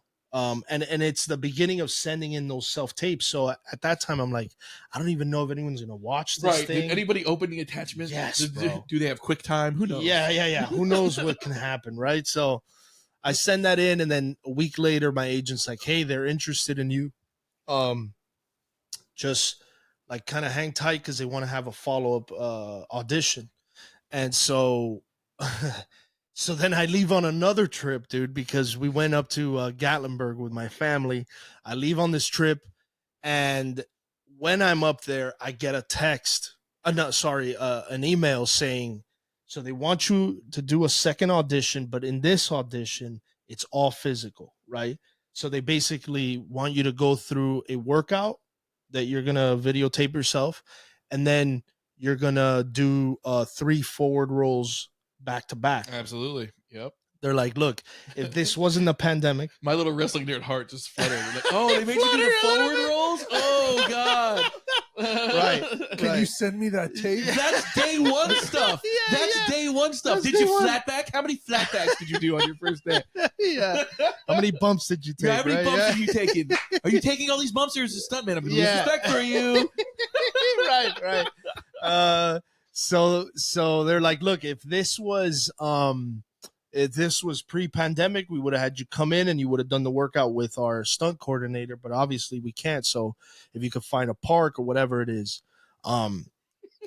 I'm in Gatlinburg, Tennessee, dude. I have no idea what this area, you know. I'm sure the locals would be like, "What's this guy doing in Gatlinburg?" Well, in the park here?" so listen, man. So I call the first gym that comes up when I Googled it, and that gym, the picture that comes out when you Google it is a fucking wrestling ring. Nice. Okay. So I'm like, what the fuck? Like I'm in Gatlinburg. These bro. exist? Yeah. You know, like this is the last thing I call this guy and I explain to him, I'm like, look, I'm an actor. I'm doing this audition for this play. It's a wrestler. And he said, what is it? And I said, it's a wrestler. It's a pro wrestler. And like, I got to do all these things. He's like, come in. I'm an ex-wrestler. Like, Okay. He was a former wrestler, pro wrestler. Wow. So, dude, I go in and this guy's cool as shit. He's like talking to me about wrestling and like kind of his career. And he had gone to Japan to do it. Nice. And Wow. then And that's huge. yeah, Right? huge. Yeah. That's he's pointing put me- at you yeah, because he wants you He's to. put me on game. My eyes that's are wide why. right now. Well, I'm saying I've- you've put me on game Yeah. with the Japanese wrestling and Yeah. everything too, Yeah. so. What was Yeah. his name? I gotta check my email, but Phil might have been, but I don't know his last name, so I'll Right. give you that after. So he tells me, he kind of tells me his life story, and he explains, and I tell him like, you know, my wife is pregnant, and I've been an actor for all these years, and I've been broke as shit, like I haven't landed, you know, the big break yet, and this is all before working out, which I'm fucking dreading because it's mid-pandemic. I'm out of shape. I'm like.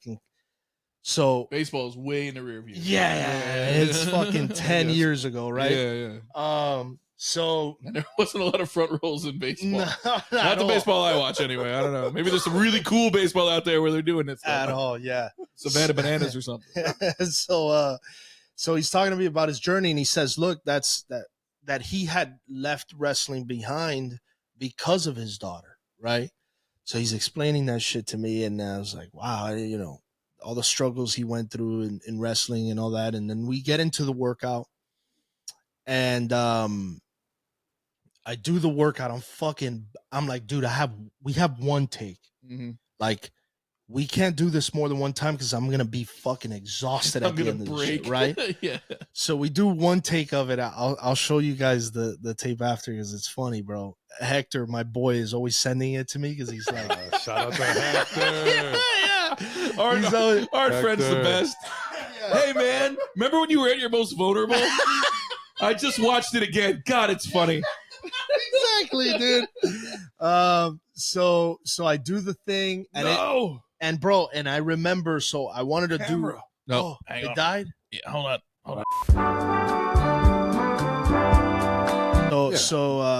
So I'm in the so I do the workout, and right at the end of this fucking workout, bro. So Does your fucking phone cut out and we weren't able to record it? Is it something like Yeah. that? no. Huh? God damn it. What? Is this thing on? So I want to show you guys this video now because once you know the backstory, it's hilarious. But I wanted to do this thing at the end of the workout tape where I like pound my like on some wrestling shit, right? So I fucking pound my chest and blah blah blah, and I do it, and right after, bro, he cuts like he stops recording, and I fucking vomit Oh, wow. projectile right out of my fucking mouth. Over the guy's ring. Yeah, bro, just fucking like fucking The Exorcist. Projectile for real. So On some Linda Blair shit. yeah, Where's this coming from? Nerves or a meal? no, or it's probably everything. Pure exhaustion. Right? Yeah. It's like it's Total. I haven't worked out in months. It's nerves. I probably Oh wasn't my breathing God. through the workout. Like I was just fucking powering through. Like, this um, guy's really dedicated. And Look at honestly, this like I wish he vomit on command. yeah. I wish he hadn't like stopped recording because I would love to have that video now of me just fucking doing that bullshit, pounding my chest and then vomiting like a mother. You're an actor. Yeah. I don't want you to try to vomit. I want you to vomit. Right. A method, dude. Right. If If I'm trying to cry, people will know. yeah. I just cry. Yeah. So once I finished that one, I still had the forward rolls, right? which are 3 multiple forward rolls, back to back. They Arm up wanted and no everything, cuts. Armor up and step through it. Yeah. They Shit. wanted the whole shit, right? Yeah. Again, I never did wrestling. I didn't watch I didn't know how to do this at all. I lucked out that this guy was a former wrestler and he helped me a little bit with the forward roll. And so we put that together somehow. Cleaned all the vomit up. And forward roll. Exactly. And this is just in hindsight. The character's name is Diego Cottonmouth. Right. At the beginning of the workout video, which I'll show you guys, I had no control over the playlist because there was other people working out there at this gym.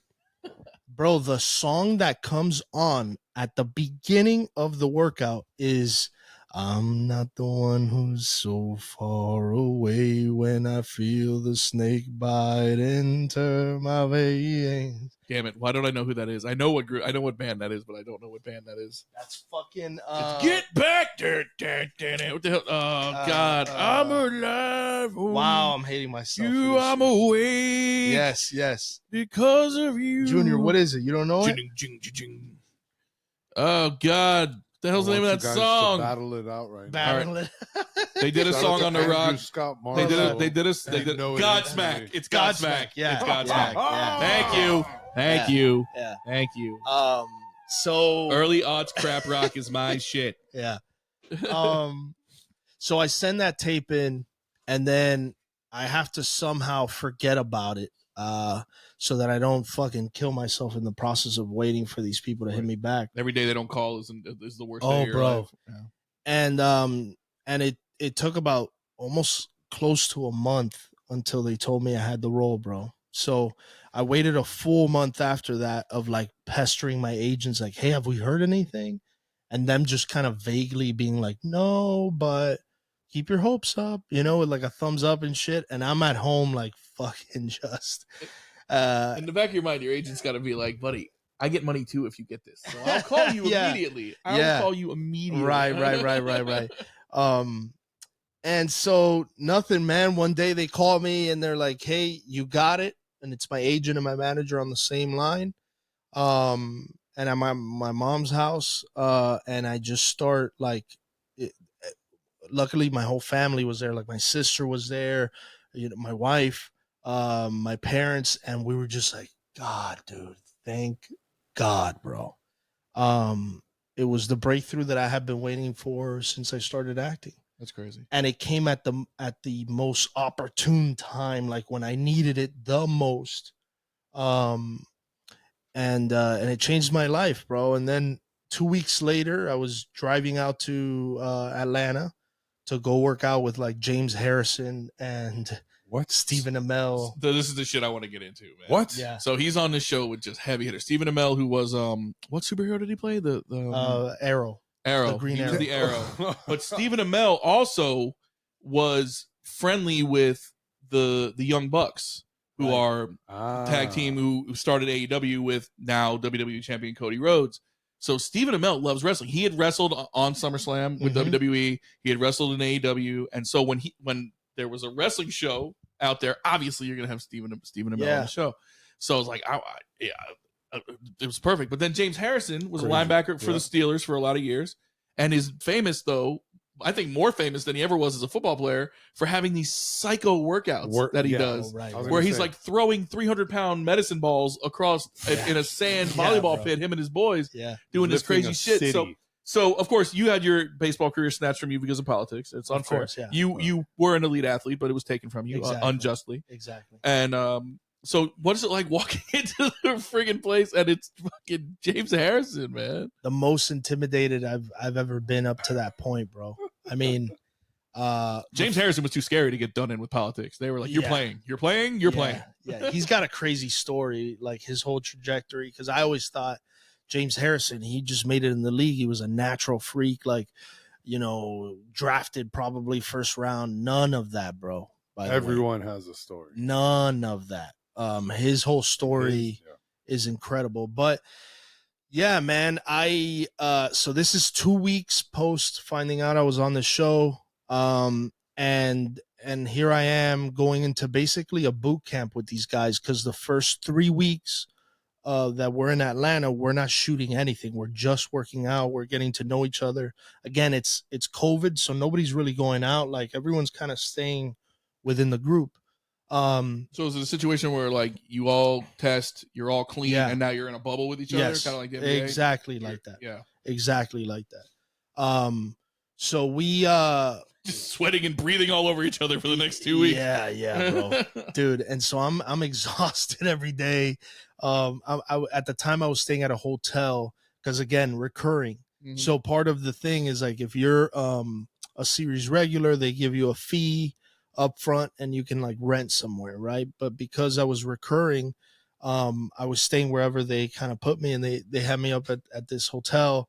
And it was basically just go to the hotel. I was there by myself, and then go work out, meet with Mike O'Malley. Like, Mike O'Malley, who's a showrunner, was like meeting with us to talk about our characters, which was really cool, man. Like, he's one of those dudes that he wants you to feel like you're part of the process, and that you know, he's very collaborative. So he wanted to know about my upbringing. Like, the character before I took on the role was supposed to be Mexican, and Mike said, no, we'll make him Cuban, but that he's playing a Mexican wrestler in the ring, because that's what people in Duffy, Georgia would know. Because in wrestling, every Spanish guy, every Yeah. Latin person is a Mexican, Right. This, Exactly. there's a famous Luchador. Yeah. exactly. So there's a Yeah. famous WWE champion from a long time ago, Yokozuna, who played a Japanese sumo wrestler and was a Japanese character, was a champion for many years. He is part of the same family that The Rock and Roman Reigns are part of, the Inouye family. He's a Samoan, but Wow. because he looked vaguely Asian, Vince McMahon was like, "You're a goddamn sumo wrestler." Exactly. So Yeah. in Duffy, Georgia, 1,000%, they'd be like, "Look at this Mexican guy." Yeah. Doesn't matter. You could be like, "I'm from Guatemala." Where even is that? Is Right. that southern Mexico? They wouldn't know. Right. Right. And in the first episode, I actually have my character has a monologue that he's like, you know, at one point I was the Italian stallion, but they didn't buy me as an Italian and all this shit. And so that now he's like, he's this Mexican luchador, and it was a name that, you know, the founder of the wrestling league, King Spade, had given to him, right? And he had like given him this mask. And then that blew up because now he's like a heel, and he's the Mexican heel in this, you know, Duffy, Georgia Because in league, Duffy, right? Georgia, you're the fucking heel. Exactly, Sure. bro. Yeah. So I thought it was like this cool thing where he's like this Cuban guy who is being forced to put on this identity of a Mexican luchador, and how he's gonna have to grapple with that. And this is incredible because, no offense, you had been working towards acting and everything, but you're literally like, a lot of people like will grind for years and years and years before they get like a major cable TV show like this. Oh yeah. And you're both feet in right away with fucking major players and Major. like major production and all that kind of shit. So was this like, were you like totally overwhelming, or were you like, this is where I'm fucking supposed to No. be? This is the shit. No, the latter, bro.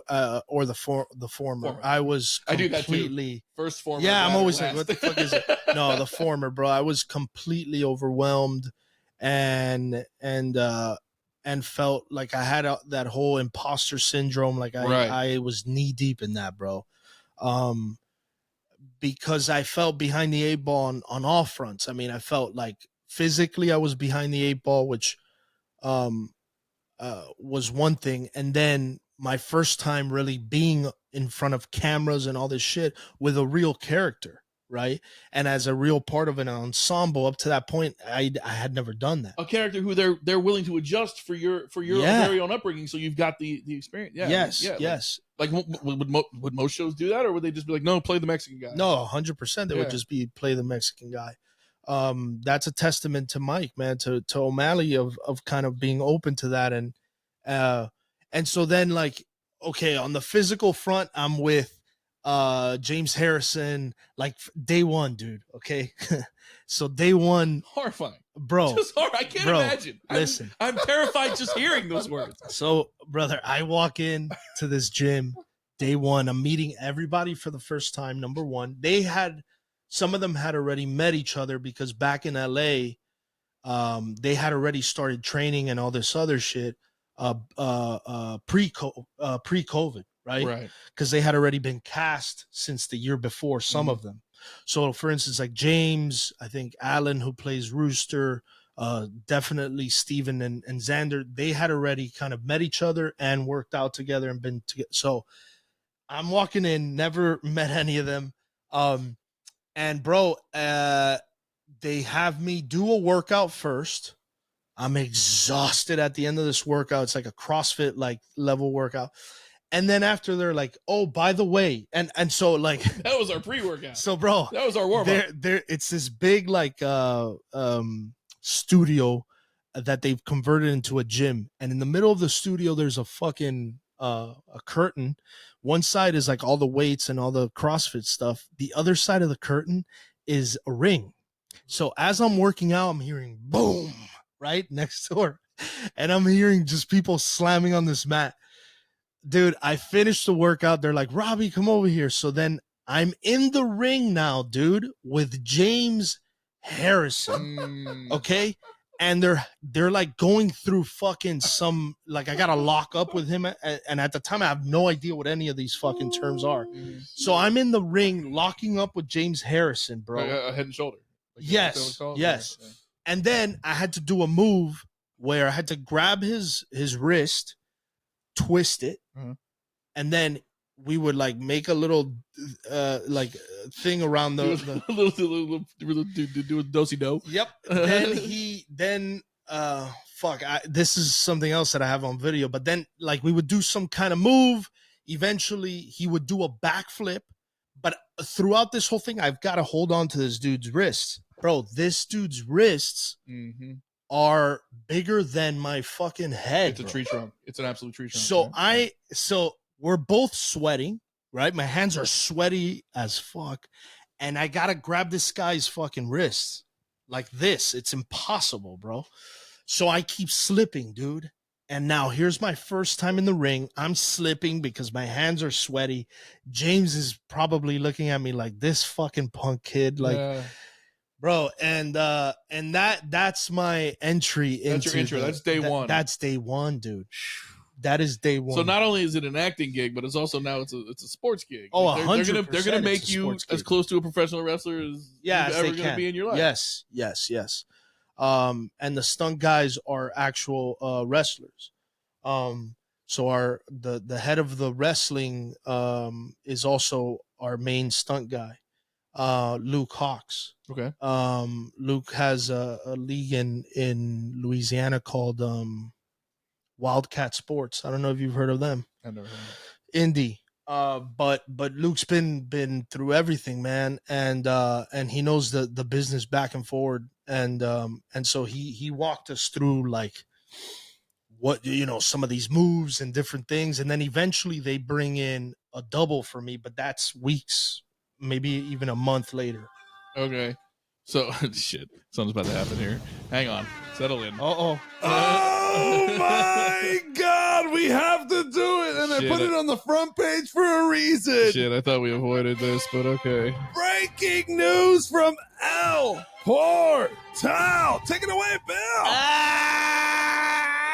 Coming at you, 97.3, The Thrill is. We purposely started the whole podcast after the horrific events of earlier, but your Miami Heat drop the first round of the play-in. They had a 13-point lead in the third quarter against Philadelphia, and it all came apart. Jimmy Butler got kneed in his knee. Yes, I said that correctly. Kneed in his knee by Kelly Oubre, and he was visibly limited down the stretch. And he needs some milk. We had to rely on Tyler Hero, and we had to rely on Tyler Hero, and it didn't work out. So, the bad news, the Heat lose. They have to play the winner of the Bulls-Hawks game on Friday night to potentially play the Boston Celtics. Why would we want to do that? Anyway, Jimmy Butler has to get an MRI for a possible MCL strain, which means he played through that for the 3.5 quarters. A very frustrating season for the Miami Heat is going to come to a very frustrating end, either Friday night or in the first round against the hated Boston Celtics. This has been your 97 Thrillist Sports Report for 2 weeks later when you finally hear this, and the heat are probably already out of it. I'm going to drive home later down I-95, up 995 to Broward County. I'm going to blast some Taylor Swift, and I'm probably going to stop at an all-night McDonald's. Back to you, Junior!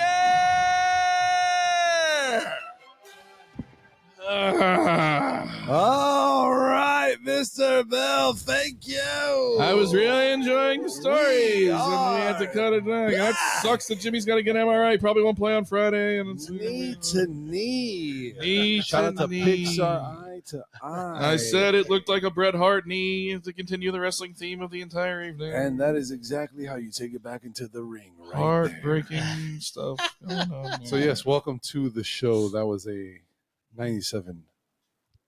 Code 97.3, the thrill is coming at you.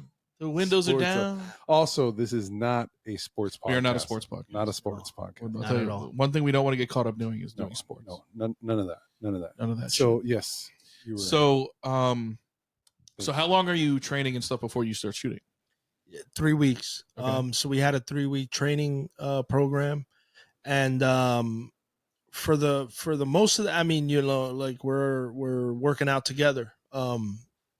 And it was tough for me, dude. I'm sure. But it set us up for what was coming, which is then we moved from that imposter syndrome of being in a gym with these guys to now being in front of the camera. Oh yeah, acting.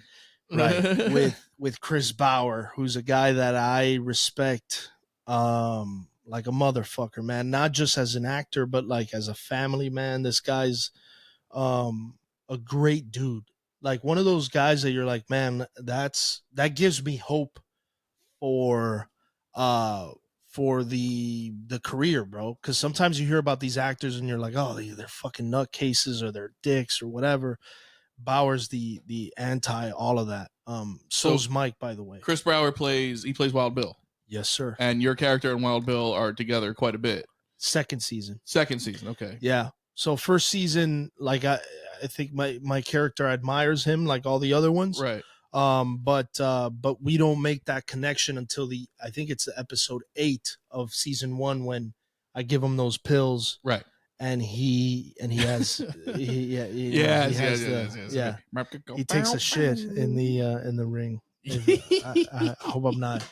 You know, so if you're not familiar with heels, spoiler. and I cannot recommend it enough to go back. If you love pro wrestling, yes, but even if you don't, it's a family drama. It's about this small town, the dynamics of this small town. It's about this wrestling show. It's like a show about a show is what it is. Yeah. Like, yeah. That's what I always try 100%. to when I try to explain to people like the allure of actual like pro wrestling, like WWE and AEW and all that kind of stuff. I'm like, you have to look at it as you're watching a show about a show. So whenever you get into the weeds of, well, why wouldn't this person just do that? Or why wouldn't this person just do that? I'm like, you have to remember you're watching a show about a show where these people are competing because they want to be the champ. And if they're not competing for a title, they have personal grudges that they settle, and this is how they settle it with like violence and stuff. So in the first season or so, there is very much the main character, which is Amel, who's Jack Spade, right? Yes. And he's trying to come to grips with running the promotion in Duffy, Georgia, the Duffy Wrestling League, Duffy Wrestling League.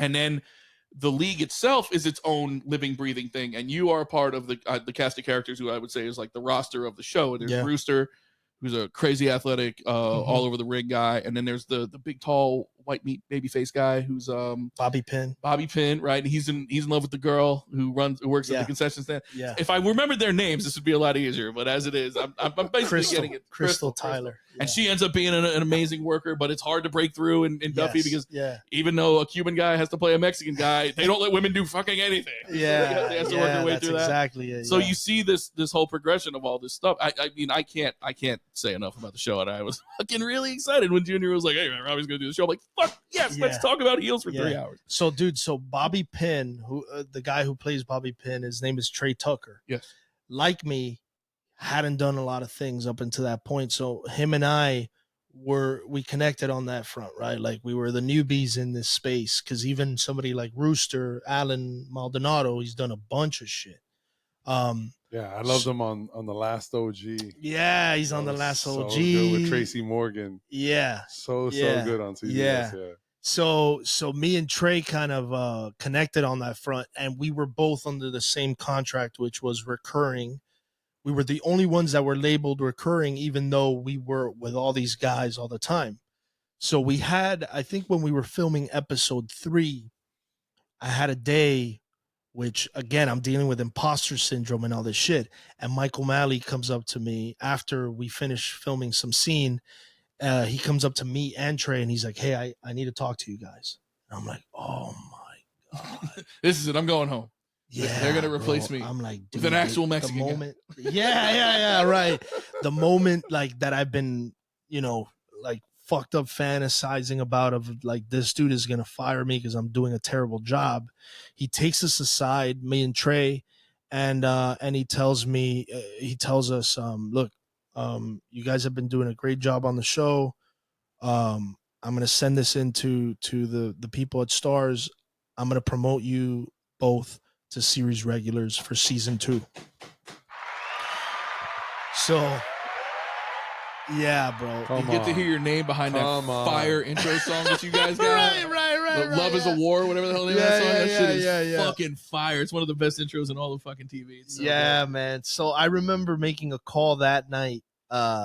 Right when I left there, I like parked my car on the side of the road, and I called my parents, and I was just like, it was a moment of like of letting, because they had been through the ringer with me, dude. We're talking at this point 11 years of me taking on this career, and them being like, dude, we came from Cuba for you to fucking go out there and like try and be an actor. And then I'm doing theater in New York. I never stopped working in theater and doing my thing, but they're not seeing that. They're over here. So they're like, if you're not on TV or on Broadway, what the fuck are you doing?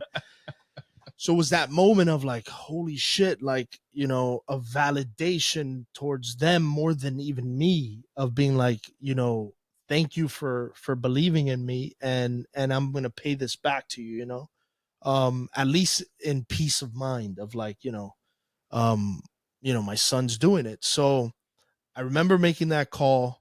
And then, we finished the season 1, and now we got to wait for it to come out and for it to get renewed for me to see that return, because I got paid well season 1, but nowhere near what I would get if we get a season 2. Oh, okay. So even more pressure, right? Oh my God.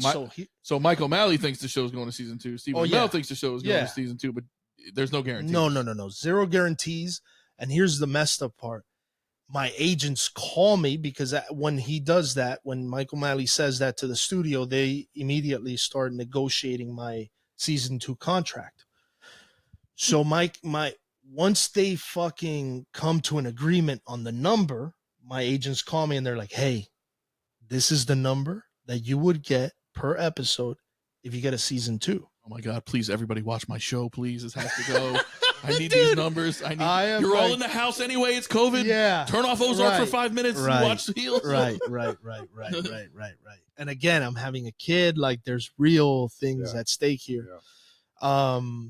So of course, then fast forward a few months, the show comes out.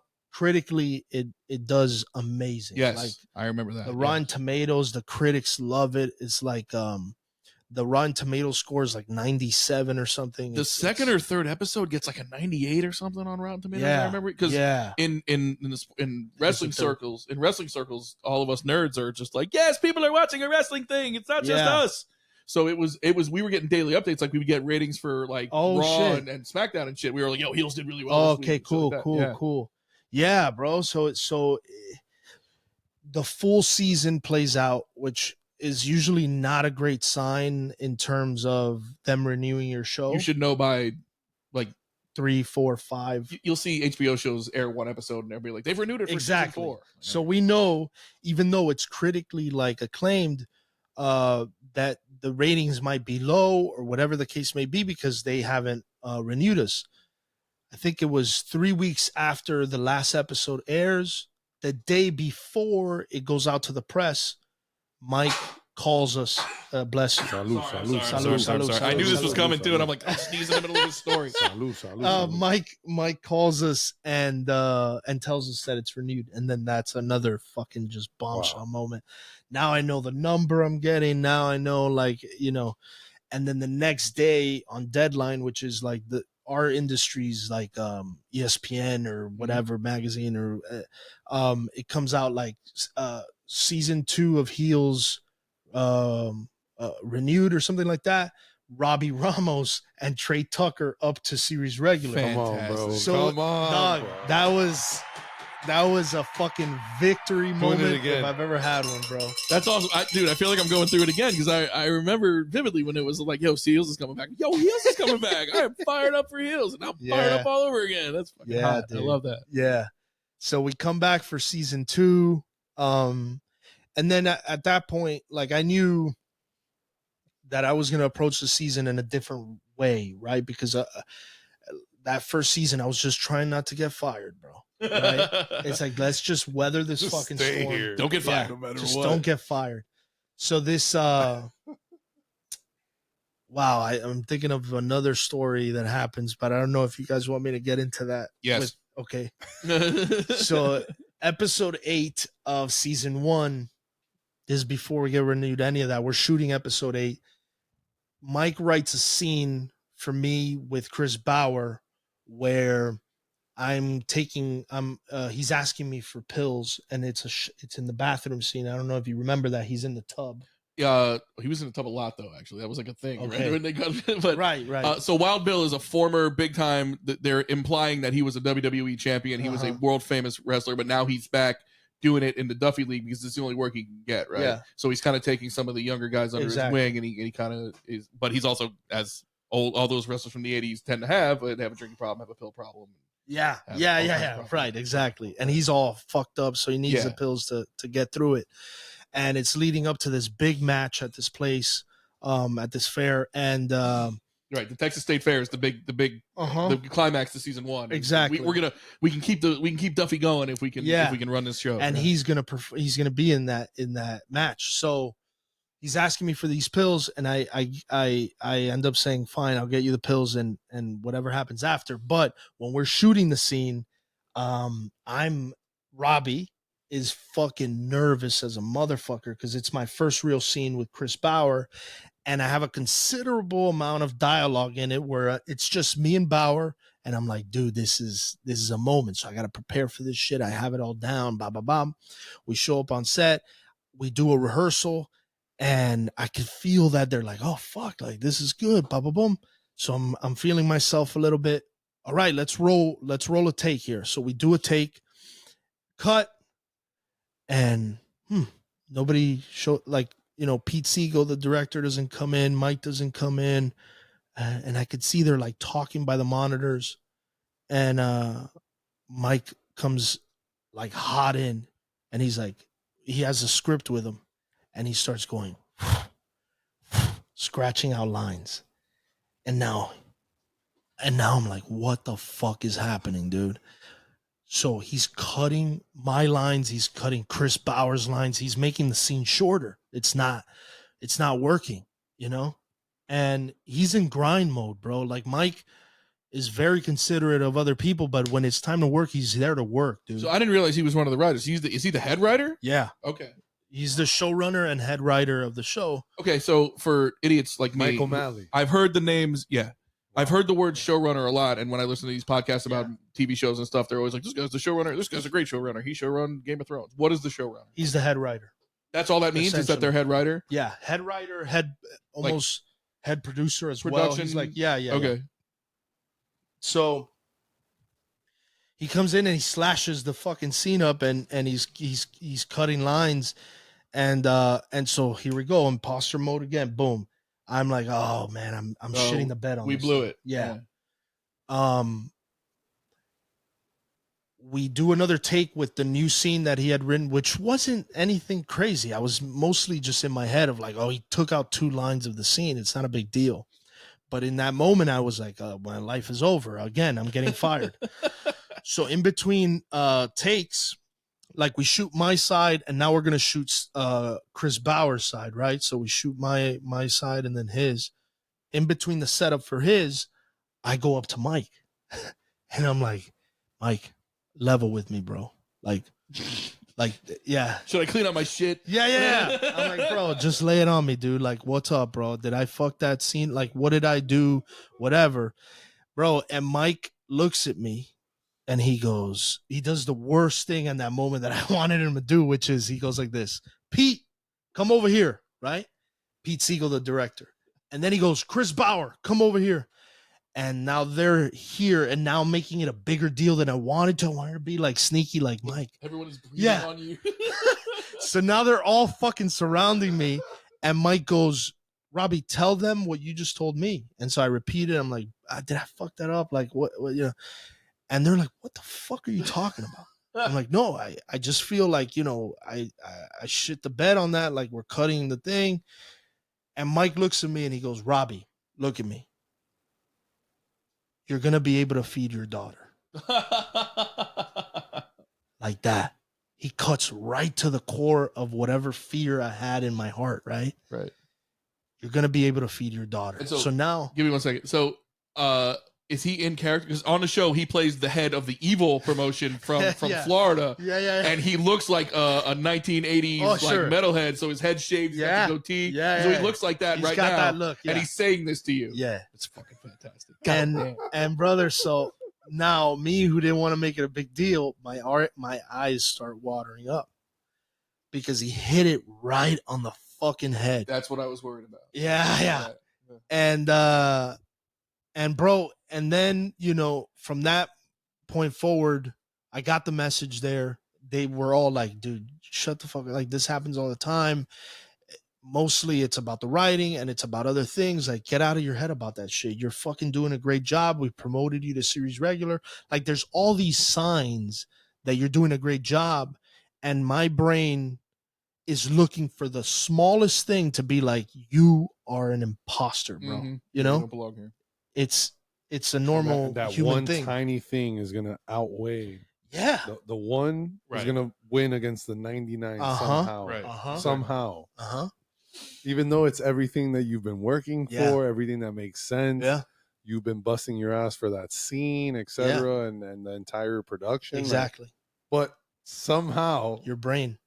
It's like super powerful. No, you never you cap. You could read 100 reviews and 99 of them would be good, and you'll only remember the one that was shit. 100% lives forever. Yeah, that's crazy. Well, I do got to say, as you go into season 2, and now you're a regular.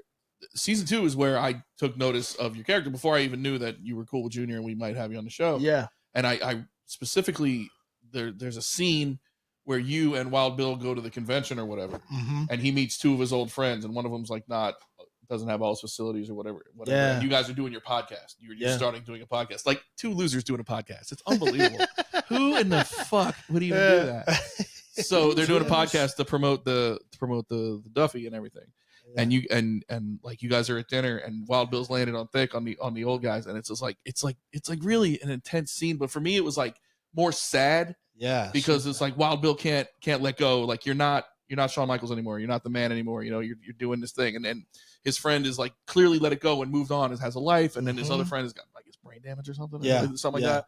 And but he's CTE still right. Yeah. But he's still got all his facilities because he kind of makes he sends you off to get drinks. Yeah. Is what he does. He's like, all right, I gotta meet drinks or whatever. And then they get into a fight and he walks away. And for me, it was just like, damn. So like, is that one and done, or did you guys shoot that for like 4 hours, or like how is like a scene like that where it's like heavy and it's like and I know you're not they send you off, so like the when the shit goes down you're not necessarily in it, but it's like is that like man no, that scene took a while, man. We were on that like you said 4 or 5 hours, and it was a heavy scene. Like up to that point, my character at least is just in all the funny shit or the light shit. There may be little comic relief. Yeah, exactly. And this is the first time that they're throwing some heavy shit our way. And yeah, man, it was heavy. I remember in that little restaurant that we shot it at, it was fucking hot as shit. And it just felt like, it felt like what I think ends up kind of getting transmitted in the scene. And again, for me as an actor, as myself, being in there with Baeur, I'm trying to take everything in that he does.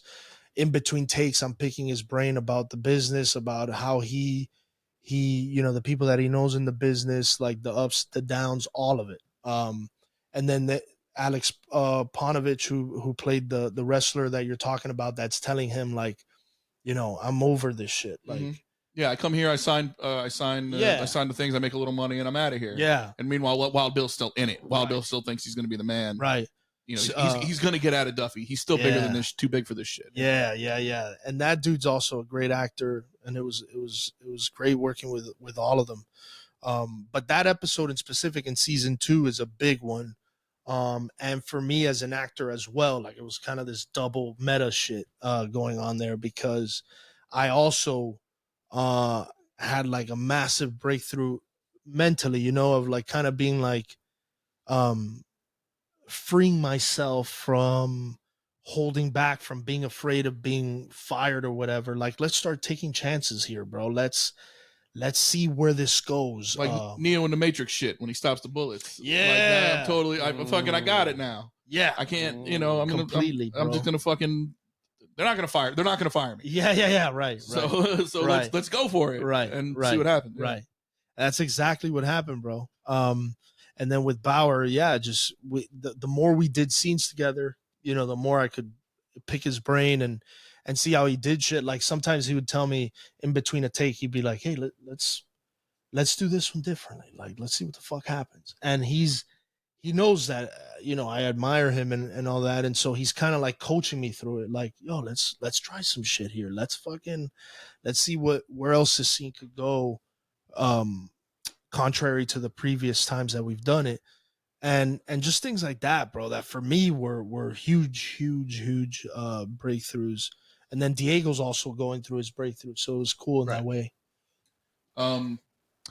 Shit, I feel like a fanboy here. Junior, you guys want to get anything else here? I got a couple other questions I want to ask. Get him out. So I can kind of feel Junior's eyes on the back of my head. But get out the questions ASAP, Rocky. So. I can feel Junior's eyes on the back of my head, because normally when our friends are just sitting there talking, like I'm fucking around in my head. I'm watching the movie. We're in the Back to the Future 2, by the way. I saw it. Yeah. What was the other scene? The scene at the end when you guys are trying. I think it might be the last episode, maybe the second last episode. You guys are trying to sell Duffy to the big shots from New York or whatever. Yeah. And Duffy comes up with the idea to make the video. And it seems like every worker from Duffy has like a little monologue. Mm-hmm. You have a monologue in that? Or you're not on the water tower, are you? Mm-hmm. Or you are on the water tower? Mm-hmm. You on that fucking water tower? I think it's like 1,000 feet in the air. No. That's screen. TV magic. TV magic. Okay. Yeah. But that shit was like. No, at this point, you guys don't know. Do you think you're getting canceled at this point, or no? At this point, so there's even conversations being had with Mike and I of like, hey, should we go this way with the character? And me kind of being like, well, if we do this thing with the character now, then we can't do it in season 3. But is there going to be a season 3? And him just being like, shut the fuck up, Robbie. Like, right. You think I'd be doing this if I didn't think there was going to be a season 3? Like, let's. O'Malley goes home every night. He's like, this fucking Robbie again. He does. He really does. Dude. I'm doing my best. I got a tire pump in his ass, and I'm fucking inflating his ego. 100% he does, bro. 110%, bro. He's calling me, asking me questions, and I'm like, you think there's a season 3? He's like, what the fuck are you talking about? But yeah, so we're still hopeful, super hopeful at that point. And knowing how the season ends, it's like, dude, there's gotta be a season 3 because of the way it ends. When I heard it was canceled, I was like, what the fuck? I'm like, how are they canceling it? It's not done. Yeah. So politics. So you guys are totally separated from States politics, man. Politics. So you're separated from Stars now. You're a Netflix entity now. Yes. So I can say that Stars does that shit. They just did it with a show that I liked on Stars called Southtown, where the last episode of season 2, Hightown, excuse me, Hightown. Yeah. Where the last episode of it was like episode 7. Nobody ends on like episode 7, and it's like all of a sudden it's just like and the girl is clean and she's fishing, and it's like I'm watching it and I'm going, that's a weird way to end this episode because like nothing has been resolved. And then like literally I Googled it and it was like Hightown canceled by Stars. Like, God damn, Stars. What Very strange. Very strange. Abrupt. Very style. abrupt. Yeah. So I was excited to hear that Netflix stepped up. And again, nerds on wrestling Twitter, when the Heels cancellation was announced, it was like, God, we gotta hope maybe Amazon Prime will pick it up. Maybe so that Netflix picked it up. That's great. He just told me that the deal with WWE and Peacock is coming to an end. Yes, that is going to Netflix. That makes sense. So I told him, I'm like, now everything will be in that WWE, the wrestling folder. And I know you want to end the episode, but I can't. My friends will never forgive me if I don't draw it back to this. Since you guys might have a working relationship with WWE, you already have a working relationship with somebody in WWE. Because in season 2, they brought in one of my absolute favorites, CM Punk, to play Ricky Rabies. Yeah, dude. What was that like working with like when you work with like the pros? Like what are those? What was that like? Yeah, it's a different level. I mean, James Harrison is a different level of a specimen. James Harrison is elite athlete. CM Punk is an elite pro wrestler. Yeah. He is the tippy damn top of the millions of guys working right now. He's in the top 10. Total package, works it in the ring, talks better than anybody else, sells more merch than anybody else. Like, he's the guy. He is, man. And what I like about Please Punk, tell me he's nice. He is. No. He is 100%, bro. He was super humble. I think part of it too is like he wasn't in his arena, so to speak. I mean, it's a show about his arena, 110%. So, but he wouldn't even like. He would only give advice if he was asked, which he was asked, I think, a lot by Mike and everybody involved, because for fuck's sake, you have CM Punk there and you're doing a wrestling show. And he actually told me that there was a time during the evolution of the show getting made that he was approached about possibly playing Jack Spade. Okay. So he had already known about the story. And when they approached him about this role in Ricky Rabies, he took it and so at the outset or onset of Heels, he wasn't working yet. He wasn't back in even AEW yet at that point. No, so he would have been. He was not at all. Like, because right. I remember I have a podcast that's called Dropping Character where I have all of them on, from Stephen Amell to Punk, to Mike to everybody. And I remember having a conversation with him in that podcast, which was before season 1 dropped. It was while we were shooting season 1, where he was like, he was telling me like he was never going to do it again. Like we talked about wrestling in hindsight.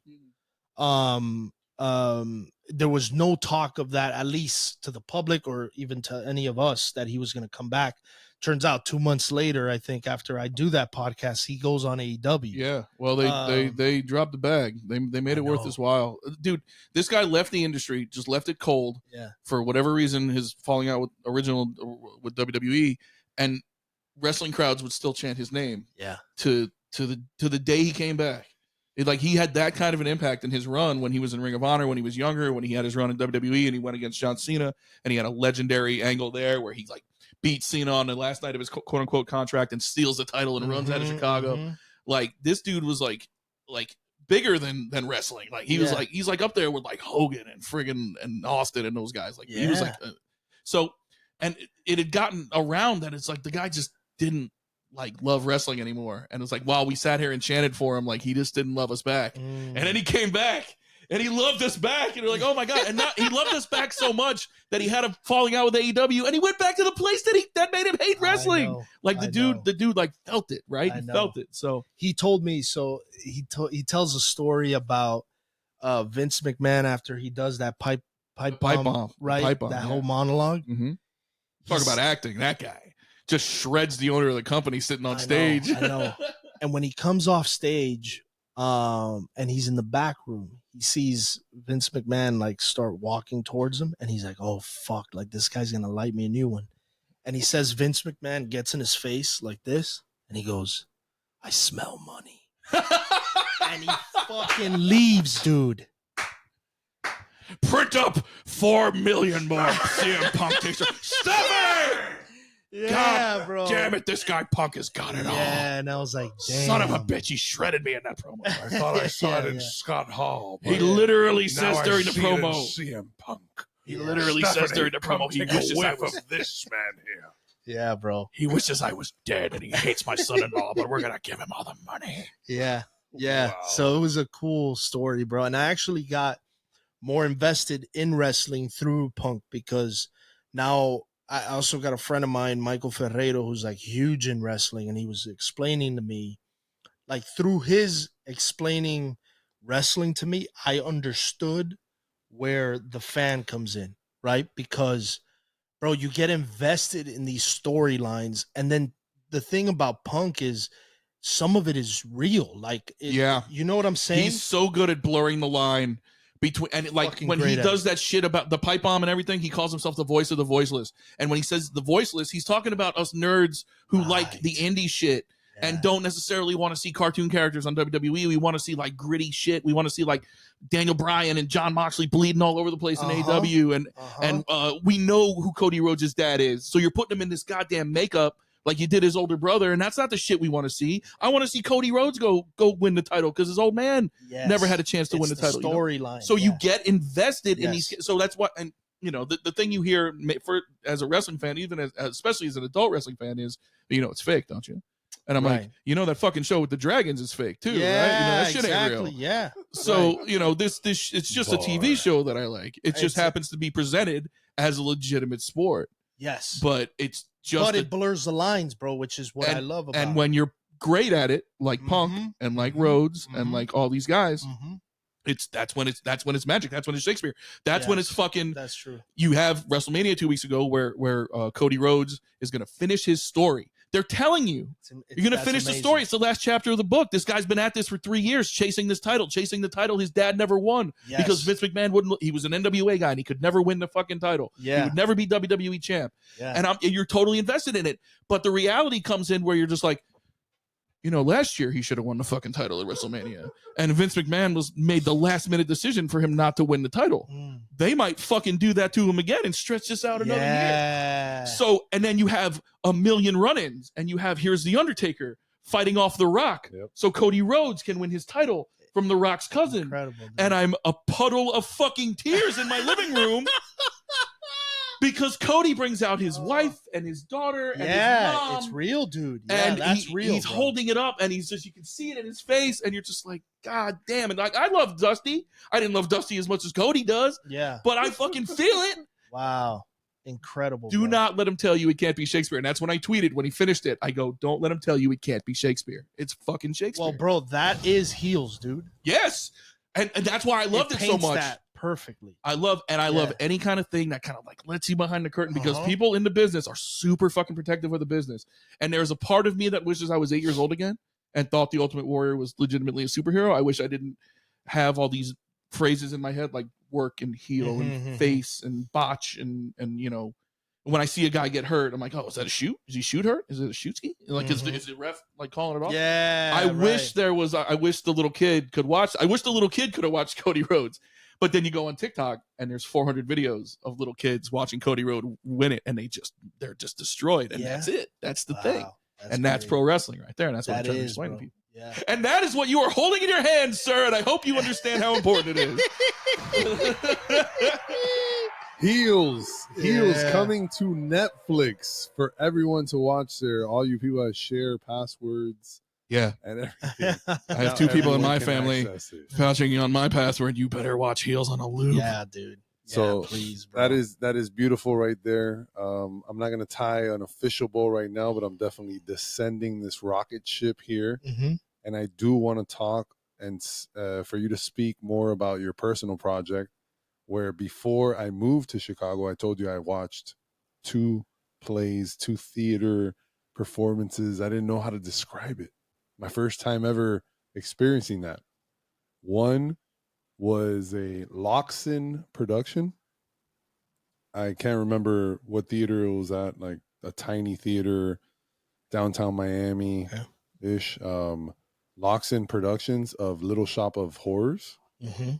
Incredible. Classic. And the walls Have ears. have ears. Las paredes oyen. Yeah. Correct? Yes, sir. At the Westchester Cultural Arts Center. Oh, hey, Oh, you're from Westchester. Hey, Westchester? Westchester. Oh, you know about Westchester? Come on, man, bro. Who does it? Who I'm, does I'm it? good. Who does I'm it? good in every hood, brother. Yeah, Just because yeah. I'm from Broward doesn't mean I don't know about That's right. 305. But right there in Tropical Park, ahí in the Mecca, is where I was able to see you have this performance. I want you to touch upon this because this is a huge part of you and your family and your story in Mhm. general. Without that, probably you wouldn't be able to have this moment tonight, any moment here, anywhere. So yeah, I want you to kind of like touch up on that, and then we'll get into. Oh yeah, And and what's the name of your everything there. podcast? So I can Drop- binge that on dropping, the way yeah, home? dropping character. Dropping character all over. Dropping character. Yeah, we got a punk one in there. We got a Stephen Amell, Ludwig, all of them. Fire. Gang. So the play, man, I started writing the play when I was in New York. It's the first play I ever wrote. And it deals with, there it is. Gotcha. It deals with 41 eps. Damn. Bless your heart. 41, yeah. We're doing them in seasons so that I can fucking take breaks between them because you know, Hey, you we know how we, this fucking we took a grind is. 5-year break one time. It's not a we've big been deal. there. We just celebrated our 8-year anniversary, Right. season 3. Wait, what? Episode Ah, 47. the numbers don't. Oh. Exactly. I know the pain, bro. So I'm doing them in seasons and we're taking breaks between. But I started writing The Walls Have Ears back in 2016, bro. I was broke as shit in New York, no prospects at all, like just doing theater and that kind of thing. And because I had theater at my disposal, like that's the people I knew, and I knew a few venues that I could possibly do this play in. I started writing a play instead of, let's say, a movie or TV. I didn't have the bread to do that. So started writing this play. It's loosely based on some things that my grandfather went through as a political prisoner in Cuba, which goes back to fuck Danny Glover. Yeah, I was gonna say. You let me talk about wrestling for 45 minutes and this guy's got that story in his tuck? Your grandfather was under the communist ruling of Danny Glover. Yeah, exactly. And all his lethal weapons. Exactly. Well, now, next time I watch Predator 2, I'm going to root for the Predator. Yeah. You should have the whole time. To be fair, I'm always rooting for the Predator. So I started writing that play. I did a couple workshop productions of that play in New York. It won a couple of competitions and things that we had over there. And it got staged a couple times, but with no money, like nothing at all, and very workshop kind of productions of it. The first proper production of it comes after season 2 of Heels. I got the money, right? I got the bag, and that bag. Mike O'Malley is yelling at you. Put on your fucking play. Guy's going home with his wife. This fucking Robby. He's got this whole thing written, but he doesn't want to do it. I made him a recurring. Right. So so under the direction of Mike O'Malley, The demand even. I put on this play completely self-funded, and we put on 6 weeks of the play, 3 weeks in English, 3 weeks in Spanish, 2 different casts, and we do it there at the Westchester Cultural Arts Center. And then that's successful in terms of, like, I mean, we made our money back, which was insane. I thought I was fucking losing it, you know. No chance. Yeah. Bill, goosebumps. This entire fucking thing. Yeah. Like, goosebumps. So you saw it? Yes. Nice. I was there. Yeah.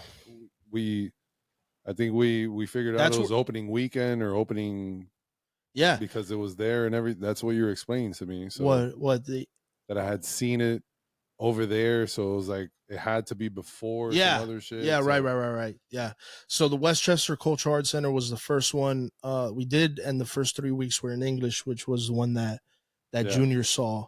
Then we did 3 weeks in Spanish, and then we got an offer to do it at the American Museum of the Cuban Diaspora. Yeah, that's what in the Gables. Not in the Gables, it's near Brickell. And so we moved it over there, and we did it over there in last October. And that ran for 5 weeks.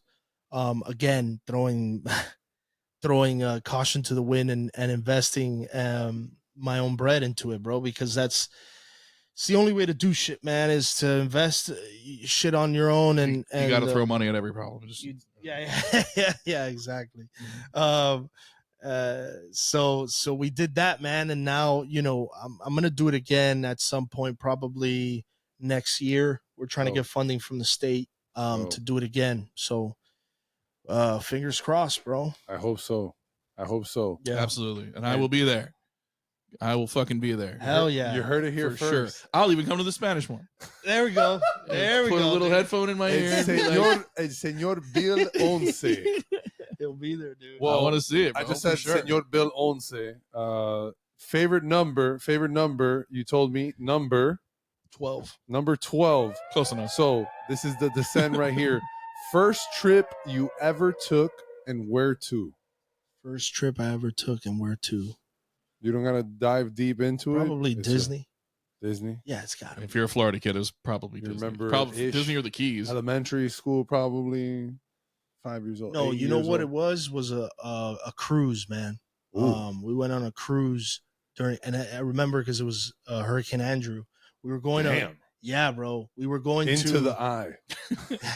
Crazy old man at the helm. We're going in. We're gonna fight the star. Dude, I think we were on the way to Puerto Rico and we had to fucking like reroute and they took us to some other island. Holy shit! Our captain is Ernest Hemingway. Yeah.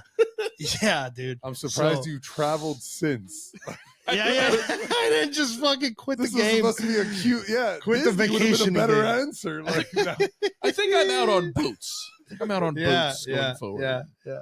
okay, We but- dodged it though. We dodged it. But as we came to the end of the movie a little earlier, and now we're descending here, end of the episode, because you have a beautiful wife and kids to get back home to, bro. Mhm.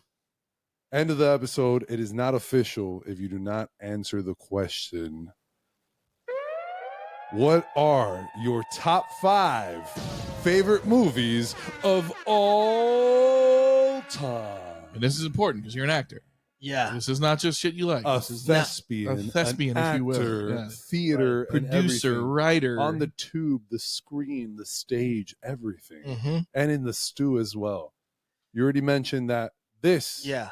Back to the Future is number 1. So, boom, we got it queued up. in no particular order. Oh, though. don't worry, brother. Go Go for it. Ace Ventura. Nice. Another Oh, fucking my God. yeah. Another Same sheet over there. another- Same yeah. sheet over there. Ace Ventura. Then we go. There Will Be Blood. Paul Thomas Anderson. So good. Yeah, that shit is So incredible. good. I drink your milkshake. I put Yeah. underneath. Yeah, I yeah. drink your milkshake. Yeah. Then we go Pulp Fiction. Yep. You said you were a Tarantino guy. I gotta throw in a So- Pulp. There it is. Fuck. Hold on, dude. I got one more. Yeah, you're at 4. Back to the God Future. Base Ventura. There will be blood. There Will Be Blood. Pulp Fiction. Pulp Fiction. Yeah. One more. Hold on.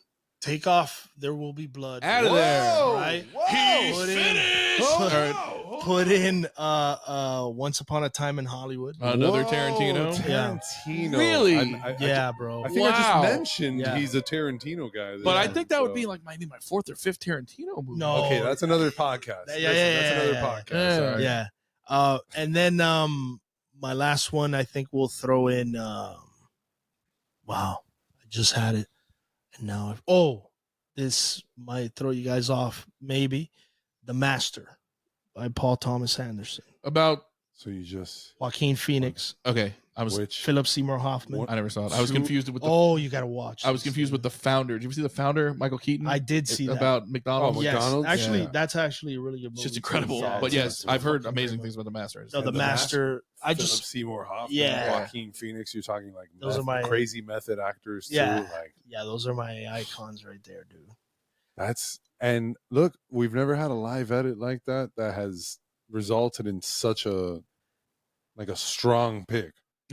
Typically, like someone will like take out like, the Godfather. Hold on, take it out. Yeah, Paw Patrol. right. What the fuck just happened? Like, The Transformers movie. Right. None of the live action ones. I mean the cartoon Yeah. with the 3-headed moon. yo, so there it is. So there we go, dude. Solid top five. And brother, here we are. I cannot thank you enough for being on episode 47. You made of the it. Three Lists. You made it. 47 Ronan, 47 Robby, 47 Rowie. Billy got his questions out. That's Billy probably my favorite episode ever. I'm not gonna lie. Sorry, Josh Appel. Screw the rest of because you. we need to say, Screw the rest. what up, Josh Appel? Smark your territory. They Shout had a out, Josh. wrestling podcast together. Oh shit. Shout out to the fam. Many years. Ethan J. Skolnick. The J is for juice. R.I.P. to the Juice. Just passed away. We're gonna run right. Different past juice. that the Ethan same Skolnick way is he did. alive. Ethan Skolnick is you gotta alive. clarify Ethan that. Skolnick Different is juice. very alive. Yes, Ethan yes. J. Skolnick. Probably having an unbelievable night of content with the Heat losing. Probably just nonstop Absolutely. tweets. Absolutely. He's opening up the 6 reasons. Yes. But brother, we cannot thank you enough. Honestly, I cannot thank you enough. We've been getting close now, working together and stuff like that. But I've always admired you and respected you as an artist and as a human. So to have you here in the stew, kick it with Mr. Bill and myself here on what it is, a passion project and everything that I want to build out for not us, by us, for us. We're boo-fooing this and foo-booing this to the max because it is about our friends, with our friends, for everybody, and whatever other tagline goes with it. Gotta find that hoodie. I cannot thank you enough. It's gotta be in the house A somewhere. strong FB hoodie. I cannot thank you enough, brother, for real. So Thank you, brother. thank you. Yeah, it Love was you, an honor, man. dude. We appreciate you, man, for sure. Oh man, Love thanks, you and for having me. cheering you on. Before this, after this, more wins, more blessings for you, the entire family. I hope all of you eat. I hope all of us eat. Hell yeah, Many, many wins coming, brother. it's happening, bro. Stream fucking the show and Yes. There it is. Let's get that This shit going. camera. and Not this for- guy- not I don't for know if that Robby, for camera's me. working, but Not for Robby, for me. I need season 3. I need it. When is it happening? When is it coming to Netflix? That's not announced yet. Yeah, Okay, no, but it's all up in the air. it's happening. No, it's happening. It's happening. Yeah. So everyone, get ready. If you don't have the Netflix already, ask your neighbor for the password. Ask your tia, your Yeah. other primo and stuff. Ask the mecánico that changes your stuff. Ask, because Heels is coming to Netflix, and let's hope for a season 3. Let's hope for more wins across the board for everybody involved and everybody in here. Season 3 of Heels. Yes, sir. This is season 3 of the 3 List. Damn. Episode Full 47. circle. Brother, love you. Thank you. Thank you, guys. Thank you. We out. Yeah.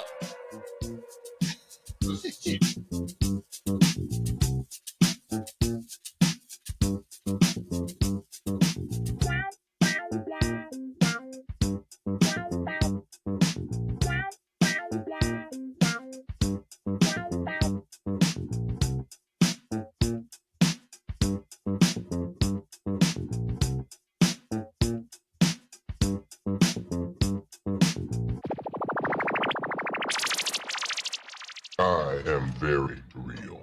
I'm the realest person you're ever gonna meet.